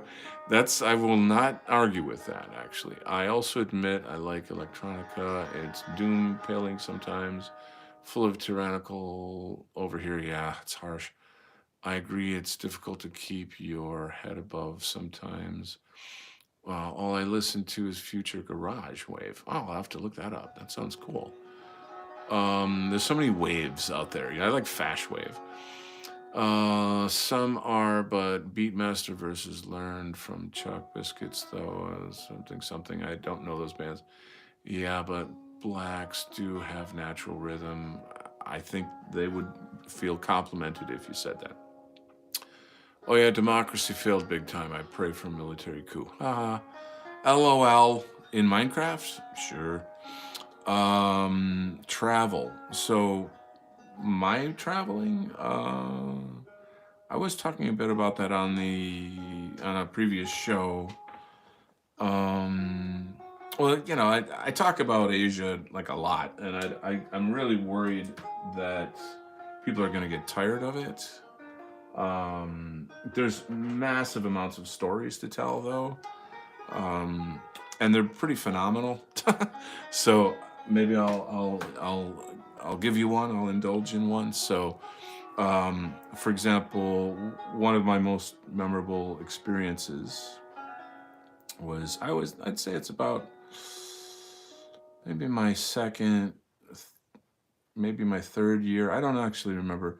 In second or third year in Taiwan, a popular pastime in Taiwan is to go mountain hiking. 70% of the island is mountainous. Now, you should know a little about the history of Taiwan. They used to be a Japanese colony during World War II. And the Japanese were brutal. They were very, very, very brutal. All of the Taiwanese were told that you are now Japanese, and it was illegal to speak Taiwanese, which is their mother tongue. Mandarin Chinese, which we just call Chinese, is country language. That's kind of like that was sort of, that's another thing. So anyway, during the 50-year occupation by Japan, you grew up learning Japanese and in schools and stuff. And then at home, the families would speak Taiwanese, but you couldn't do it in public. they would cut your tongue out if they caught you speaking Taiwanese. This is how nasty that was. And so try to imagine living under that kind of tyranny. So there's a point for me telling you that whole story. So I had just had a really nice trip up this one mountain. It's called Ali Mountain, Ali Shan. It's right in the center of the island. And it's the biggest mountain actually in Taiwan. Exquisite views, and I mean, it's just zen-like beauty, and it was really, really enjoyable. You go up, you basically take a bus up the mountain, and then there's a kind of an area with hotels and restaurants, and then there's the peak of the mountain that you hike up to the tippy top. And so anyway, the big adventure was over. I'm taking the bus back down the mountain, which is about a 2-hour drive. It gives you a little idea about how big the mountain is, I guess. As I'm going to get on the bus to go home to my apartment, I noticed that there's this very, very eccentric Taiwanese guy who is in line, and he was actually just hanging out, and then once I got in line, he got in line. Now, when I say eccentric, this is what you call a mountain man. Now, these are very rare. You don't see them very often, but they're essentially Chinese dudes that live in the mountains. And he was barefoot. He had long, kind of dready hair. Was covered in Buddhist beads and stuff, like necklaces, and all of that is for meditation, like mala beads, if you guys know what that is. So it's essentially a person who is like an ascetic, living in the mountains. So, you fill in the blanks, you can kind of figure it out. So I'm intrigued a lot because I don't actually, I don't see people like that in Taiwan, and it was a first for me. I was like, wow, this is quite fascinating. But I was also just a tiny bit intimidated in terms of I didn't want to gawk at the guy, and I would love to have a conversation, but I knew my Chinese wasn't good enough. By the way, years earlier, sorry, another caveat to the story, I lived in Japan and I studied Japanese language. So I actually knew some Japanese language. And I pretty much forgotten most of that stuff. But anyway, so I get on the bus, and the mountain man, he sits across the aisle from me, sort of next to me, but across the aisle. And he just starts in asking me questions. But the thing is, he's speaking to me in Japanese. And I'm and he's speaking with intense urgency. He's very, very urgently talking to me in Japanese. And like I had mentioned earlier, in his generation, he was a much, much older guy. You spoke Taiwanese at home, you spoke Japanese in public, and you were brought up to say that you were Japanese, even though they knew they weren't. And then they lived under a kind of a brutal dictatorship type situation. Anyway, so he's speaking Japanese to me. Now, luckily, I still remember enough Japanese that I can kind of pick out some of the meaning of what this guy's trying to say. And so I don't speak Taiwanese, but I speak Chinese. So I try to answer him in Chinese, but see, he wasn't allowed to learn Chinese. He lived under Japanese occupation, so he doesn't speak Chinese. He only speaks Taiwanese and Japanese. So there's a Taiwanese dude sitting behind him on the bus, and he sees what's going on, and very kindly, he kind of steps in and tries to help us talk to each other. So what I end up doing is the mountain man speaks to me in Japanese, and then I speak in Chinese to the Taiwanese guy who translates it to Taiwanese to the mountain man. And it's this three-way translation thing between Japanese to Mandarin to Taiwanese back to Japanese. I did that for 2 hours. 2 hours all the way down the mountain, all the way down the mountain. So what did I learn? What did we talk about? Now this is where it gets heavy and heartbreaking, but also absolutely phenomenal. And I'm so glad that it happened in a way. This guy was trying to thank me, an American, for defeating Japan and liberating Taiwan. And when he was young, he was forced into the Japanese military and taken to, what's it called? The Philippines. He had to fight for the Japanese to take over the Philippines. So, in a Japanese military uniform, he killed many innocent people, and he knew it. And so this is why he became a mountain man, so that he could dedicate the rest of his life to spiritual practice, to clean up his karma and not go to hell, essentially, and like to you get what I'm trying to say, right? I mean, and he was talking about, like, he saw people's heads being cut off. I mean, it's Japan in the war of aggression. It was very, very horrible. And the poor man, like, I can't describe to you the look in his eyes as he's thanking me personally for defeating Japan. Like, obviously, like, I don't have any, I didn't defeat Japan, but like in his mind, I would say he never saw an American before. The dude's living in the frickin', it's not a jungle up there, but like it's tropical forest in a mountain. And he was in town getting some food, and he saw me, and he took the bus so that he could talk to me and try to explain to me. And so the whole thing that it all kind of boiled down to is that I explained to him that, well, I practice Buddhism as well, and I respect and understand what it is you're doing. And I want to tell you now, you are forgiven. You are free to go. You're okay. You're pure. It's okay now. It's over.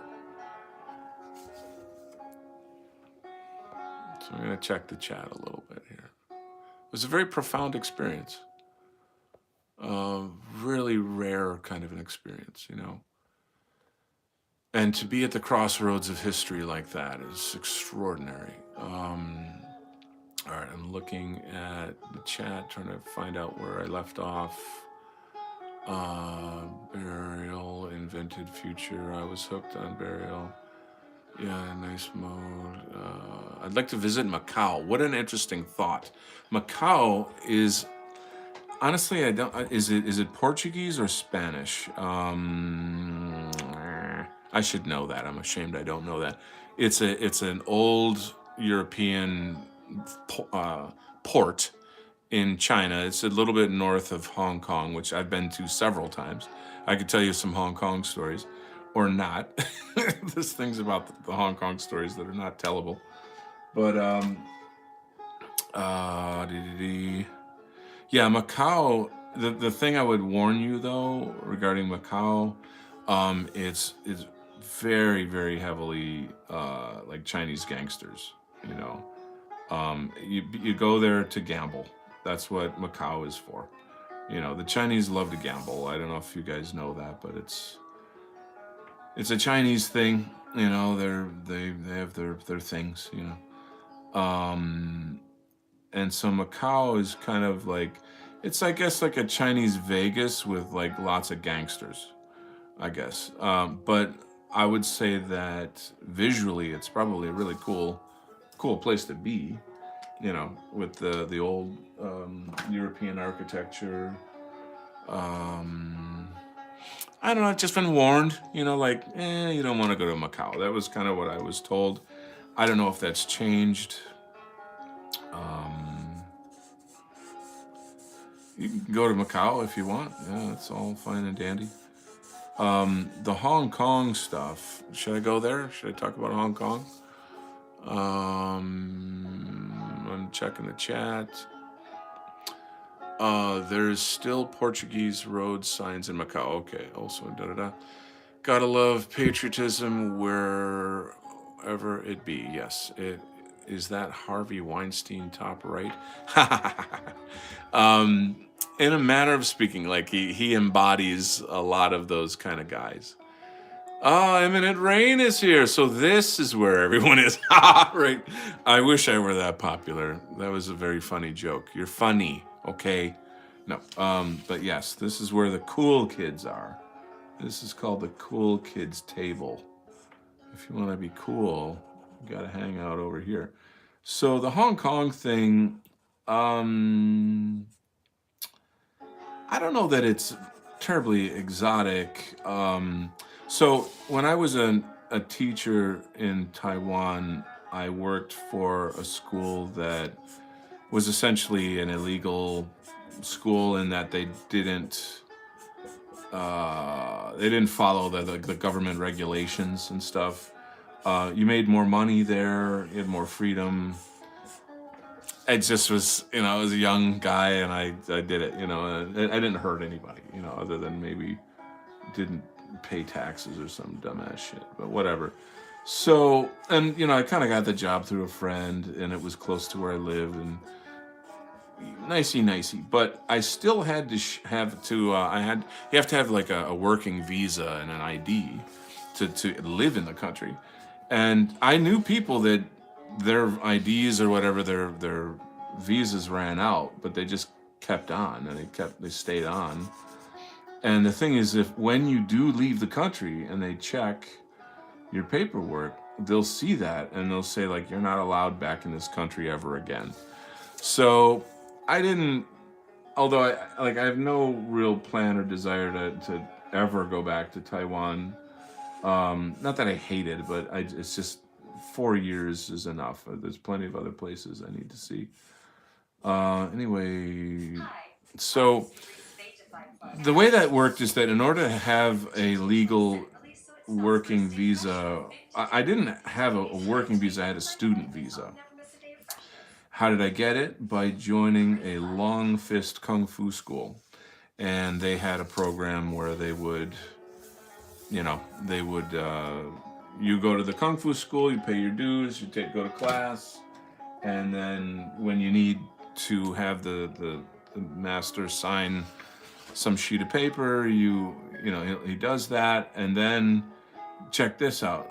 In Taiwan, they have a law that in order to file your new visa and stay for another 5 months, then you have to leave the country and file it at a, what do you call those, consulate.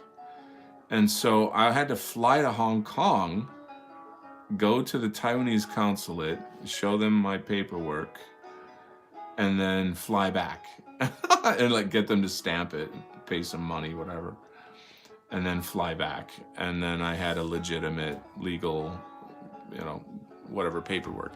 So I got it down to a science where I could leave at a certain time in the morning.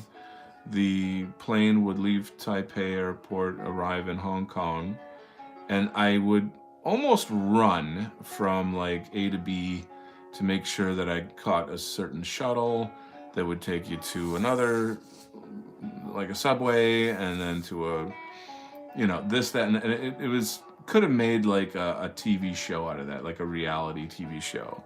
Hong Kong Visa, starring Donald Kent. On this episode, will he make it in time?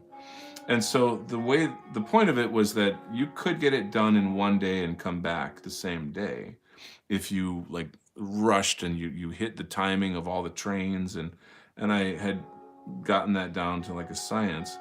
If you missed it, because the office would close at a certain time because you missed the train, and now you're fucked. Now you're stuck in Hong Kong. And so that's not a bad thing. But you got to get a hotel, you know. And so you're not going to get a hotel in Hong Kong proper. Think of Hong Kong like Manhattan Island. It's an island off the mainland of China. And then right on the mainland, which would be like New Jersey, that's a place called Kowloon. So Kowloon, you've seen, they use it a lot in like dystopian movies where you want to see like people living in like horrendous communist style apartment buildings where people live like chickens and stuff. Like that's Kowloon, you know. Not only that, Kowloon is like, in a sense, I always used to say this is like the Brooklyn of, not New Jersey, this is the Brooklyn of Hong Kong. You have a huge area with all foreigners that sell wares, like a gigantic outdoor market. And when I say foreigners, we're talking like people from India, Malaysia, Thailand, Philippines, that kind of an environment. And it's very lively. I'd say that it does have like kind of tourist value to it in a sense. I would say it's very shady. Also, there's a lot of whorehouses over there. Prostitution in Asia is like drugstores in America. They're on every corner. They are totally normal in that culture. I'm not saying that it's normal, but like to them it's normal, you know. I'm gonna check the chat a bit more here. Imminent Rain is here. This is where the party's at. Cool, man. I'll hand out drinks on everyone, or drinks for everyone on me. How about that? Hail so hard. Good stuff. I'm going to be in and out, still mastering tracks. Very hard work. Hopefully I'll be done tonight. Fingers crossed. Good stuff. I'm really glad to see this legion of based warriors on Donald's stream. Brilliant. All right. Hail to us, the based warriors. I've heard the consulate thing with other countries. Yeah, interesting. You have to reapply offshore. What kind of a law is that? It's so stupid. I dream of visiting Hong Kong, Seoul. I crave Deus Ex, Blade Runner Cityscape. Well, Kowloon is totally Blade Runner. It's like super Blade Runner. So I think that's going to be a neat experience for you. I can remember just a couple Kowloon stories, I guess. I mean, there's no, I'm not the guy that like goes and looks for trouble. You know, I don't dally into sort of dangerous waters, if you will. Just being in Kowloon, you did have a feeling like you really had better kind of, you know, be careful. I can remember walking down the street. I was actually going to I don't know if it's like the Kowloon Museum or the Hong Kong Museum, but it's essentially a Chinese art museum, which I had looked up, and I'm like, oh God, this looks fabulous. It's like, you know, I don't know, 10 blocks down the road from my hotel. And the hotel is actually more of a bed and breakfast thing in a really small apartment with a Chinese family, you know, a Cantonese family. And so I'm cruising, I'm excited, I'm like, all right, I'm going to the museum, I can't wait to see the paintings, etc. And I'm walking through the foreigner market. So there's a ton of Indians. I don't know if they're Pakistani or Indian, but I was fairly confident that these people were from India. And they have a way of doing business that's very different from us. So, for example, I'm walking down the street. Now, I lived in New York City, you know, for 3 years. I'm not unaccustomed to these kinds of environments, you know, like just, you know, bustling, big city, super diverse kind of environments, outdoor market type things. And so I walk by. It's like a men's clothing kiosky thing. I don't know. It's like a hole in the wall kind of a joint. And I don't know why. I just looked. I just like turned my head and I looked inside. I just kind of wanted to see what the clothing looked like. I didn't want to buy anything. All I did was turn and look. And the guy, like the Barker or whatever, who was working that stall or what have you, he followed me for like, I don't know, 6 or 7 blocks, and he was like yelling at me the entire time to buy pants. He's bullying me, full on in English, not good English, but he's like intimidating me, and it was sort of like I was being terrorized almost. It was very uncomfortable. I mean, it's one thing to be like, yeah, come and get your pants here, special discount, I don't, whatever the fuck, but to be followed, down the road, you're starting to get a little like, dude, you better fucking back off, like it was kind of like that,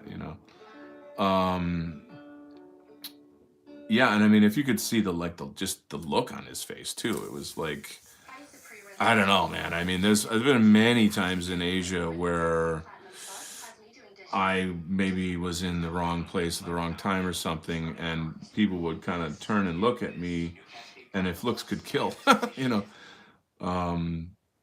But whatever. Anyway, so I just didn't engage the guy. I just tried to ignore him as hard as I could for 6 fucking blocks or whatever, And I don't know. This is such a weird, annoying experience. Like, what the fuck, Anyway, that happened. That's not very exciting though. But like I said, I'm not, I don't, and kind of, I guess I could tell you like one,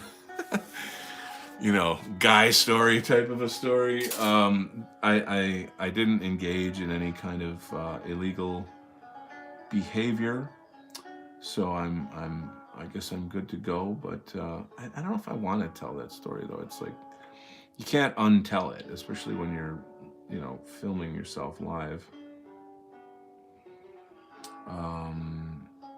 But I do think there's a certain kind of appeal to adventure, when you're young and you're traveling in Asia. Of course, you're excited by the whole thing. It's exciting, and you meet all kinds of people. I'm being very vague. Yeah, because I changed my mind. But anyway, what do we got here? In the chat, I've heard going to be in and out, and I've heard that consulate thing. I dream of visiting, always dream of seedy places, the hard sell. That's weird way of doing business, like walking down an Indian restaurant section in Paris. They'll drag you in. Yeah, that's another place I want to go is Paris. Specifically to see my friend, the meme master. I have a certain friend who is a great artist that lives in Paris. But I'm almost more afraid of traveling in Paris than I am in England, because of like the foreign presence. I don't know which one's safer. I know a couple that traveled to Paris, as a married couple, and I asked them, like, did you see this or that, or like, was it dangerous? And they were, I guess wherever they were was fine. So like, they didn't really have any bad experiences.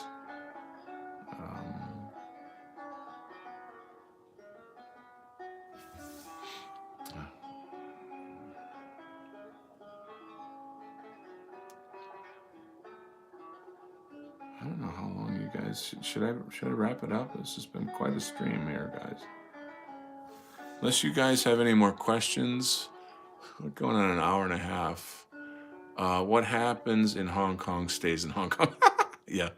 Yeah, I had cockroach scurry over our table. So where you in Paris, is that what you're talking about? You had cockroaches at the Indian restaurant? Um I like Indian food too, don't get me wrong, but I can't say I like cockroaches.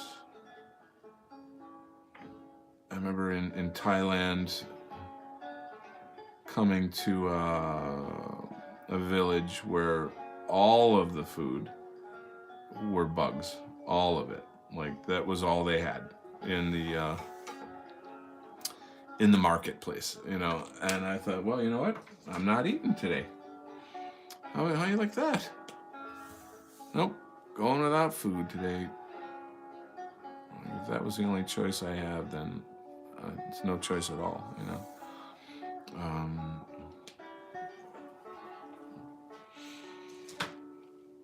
But yeah, so Paris wasn't as bad as I expected. London worse. Well, London specifically. I mean, there's a lot of other places in England to go. I know that London specifically is pretty much gone. This is a sick thing to say. It's it hurts me to say that.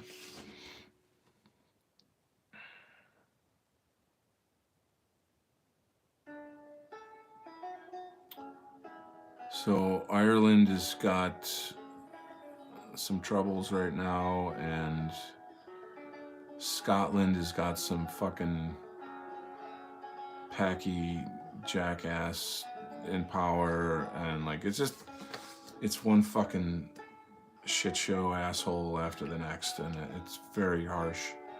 I really cannot wait for liberation.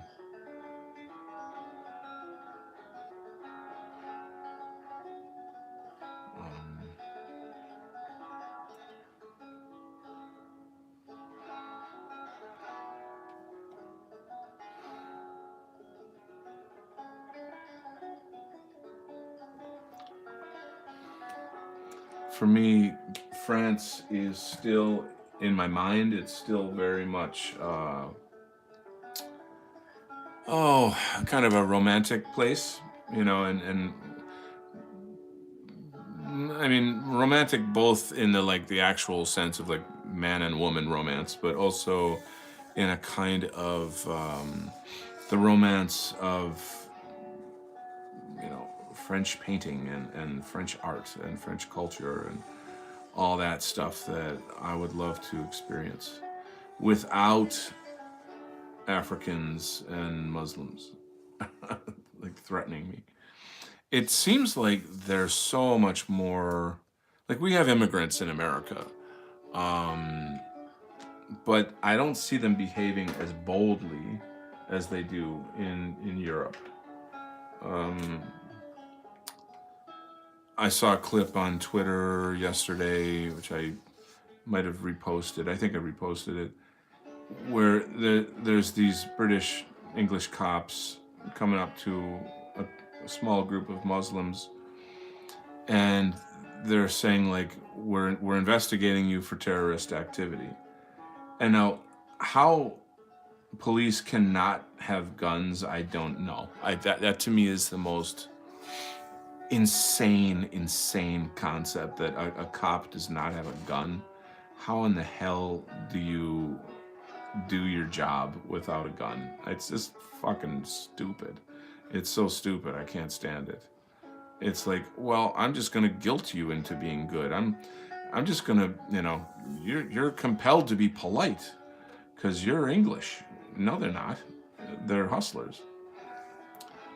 And the one guy that they were trying to talk to kept trying to get away, and so a bunch of other Muslims came over in their little dresses and started harassing these two cops.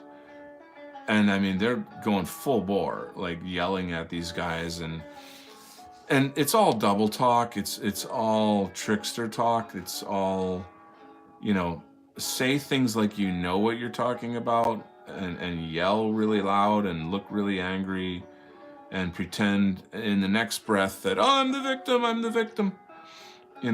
then like, and then the cop finally is like, if you don't comply with me, I will use force on you. And then he like kind of grabbed the guy and was like, show me your ID now. And that was like the end of the video. But I'm like, this is stupid. Like, you can't expect them to be polite. You can't be polite with these people. They're laughing at you. It's insane. All right, so enough of that. Yep, London worse. Yeah. Will you eat the bugs? Okay, nice to catch up. I will not eat the bugs. I love France. It holds a fascination with me, definitely, hugely. I've been to Brittany quite a lot, being so close to the UK. Nice food. Love to go to Brittany. That'd be phenomenal. I love Irish, Scots, Celtic roots, I guess. Yeah. I have lots of Celtic roots myself. You have any stories about drawing or painting European models? Zoo, zoo, zoo. When you were over there? Well, I was never in Europe, so I wouldn't. I wanted to go. I almost went on a program. The school didn't pay for it. Victor's here. Good to have you here, Victor. Unvaxxed seed for sale with me. Yes, I have the same seed. Beautiful blacklisted says beautiful women in Paris. Later, peeps. All right, man. Thanks for joining us, and have a good one. Question about painting European models. So, in the fine art education world, you like in college and art school, I did hundreds of hours of drawing nudes, nude models. So it gets to be so ordinary, and it's like it's par for the course. It's the traditional way in which you learn how to draw and paint, and yeah, it's definitely awkward and weird in the beginning to have like a stranger in a classroom take off their robe and there you go, it's in their birthday suit. But quickly you're there as an art student. You know you're really excited about being a part of the tradition of Western art, and you just kind of think technically, like, okay, what's my approach to the model? How am I gonna, where do I want to stand? What's the lighting? What's an interesting pose? What part of the body might have an interesting something or other to focus on, that could be, like the way the shadows play here or there. You think of the human form almost like a musical composition, and you try to focus. And then also there's a lot of technique. There was a while there where I was just using like a horsehair brush. It's basically a bamboo Japanese brush or Chinese brush, and I would bring that and use and do ink wash paintings, which was freaking cool as hell. Like, I love that. I've got some very, very nice ink wash nudes. And that's very, very hard to do as well, because you can't erase it, for one. But then, what's the word? You have to say more with less, I guess. You could kind of put it that way.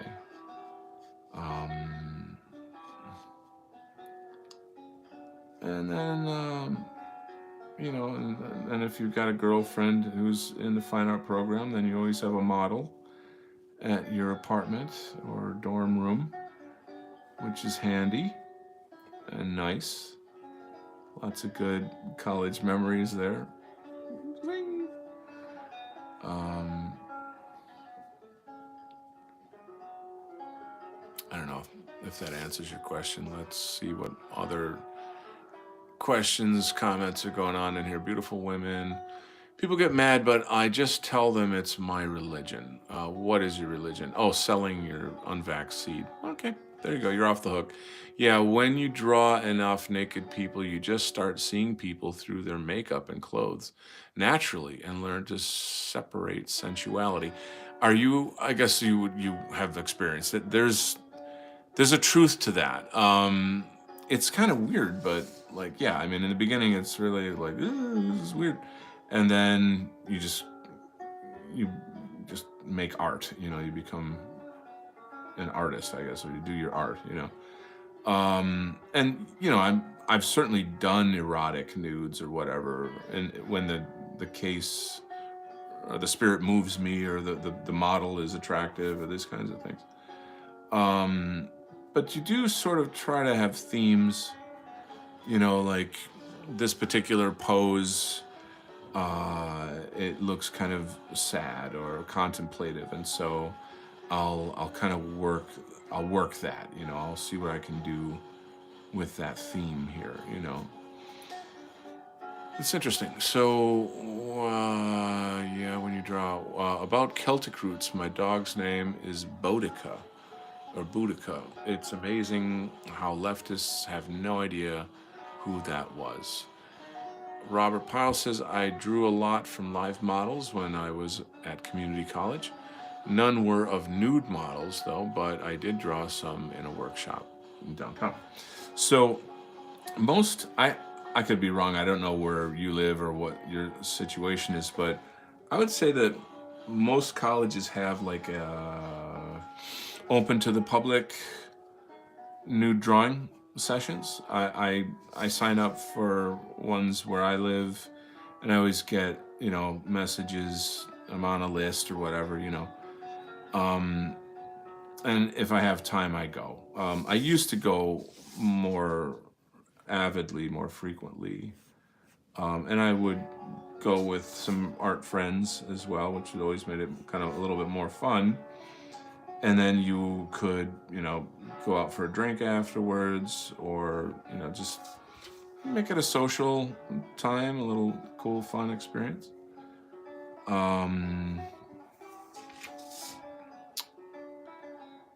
What else? What else?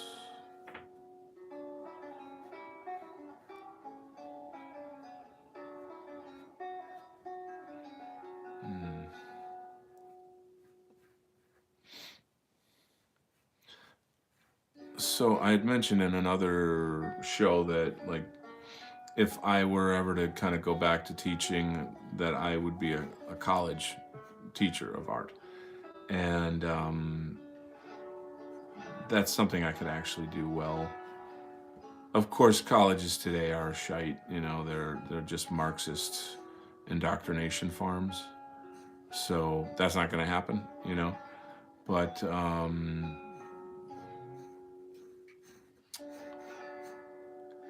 so I would teach all that classical stuff. I would just get straight into, gesture drawing, blind contour. There's a whole world of technique to go into with all that stuff. So, you know what, guys? It's almost 2 hours. I feel like maybe I need a break myself. I'm gonna check in with my son a little bit. I really, really, really am very grateful that you guys came and we could goof around, chit chat, talk about some interesting topics. I could share some stories, and I just want to say thanks. So I think I'll wrap it up here, and I will see you guys sometime in the near future online, coming back to the show. You guys have yourself a fantastic night. Please share. Good stream. I'm glad you enjoyed. Thanks again, Simon. It's always great to have you here. Crusader, God bless. Good night. And we'll see you next time on the Donald Kent Show. Take it easy, bro. Bye-bye. God bless.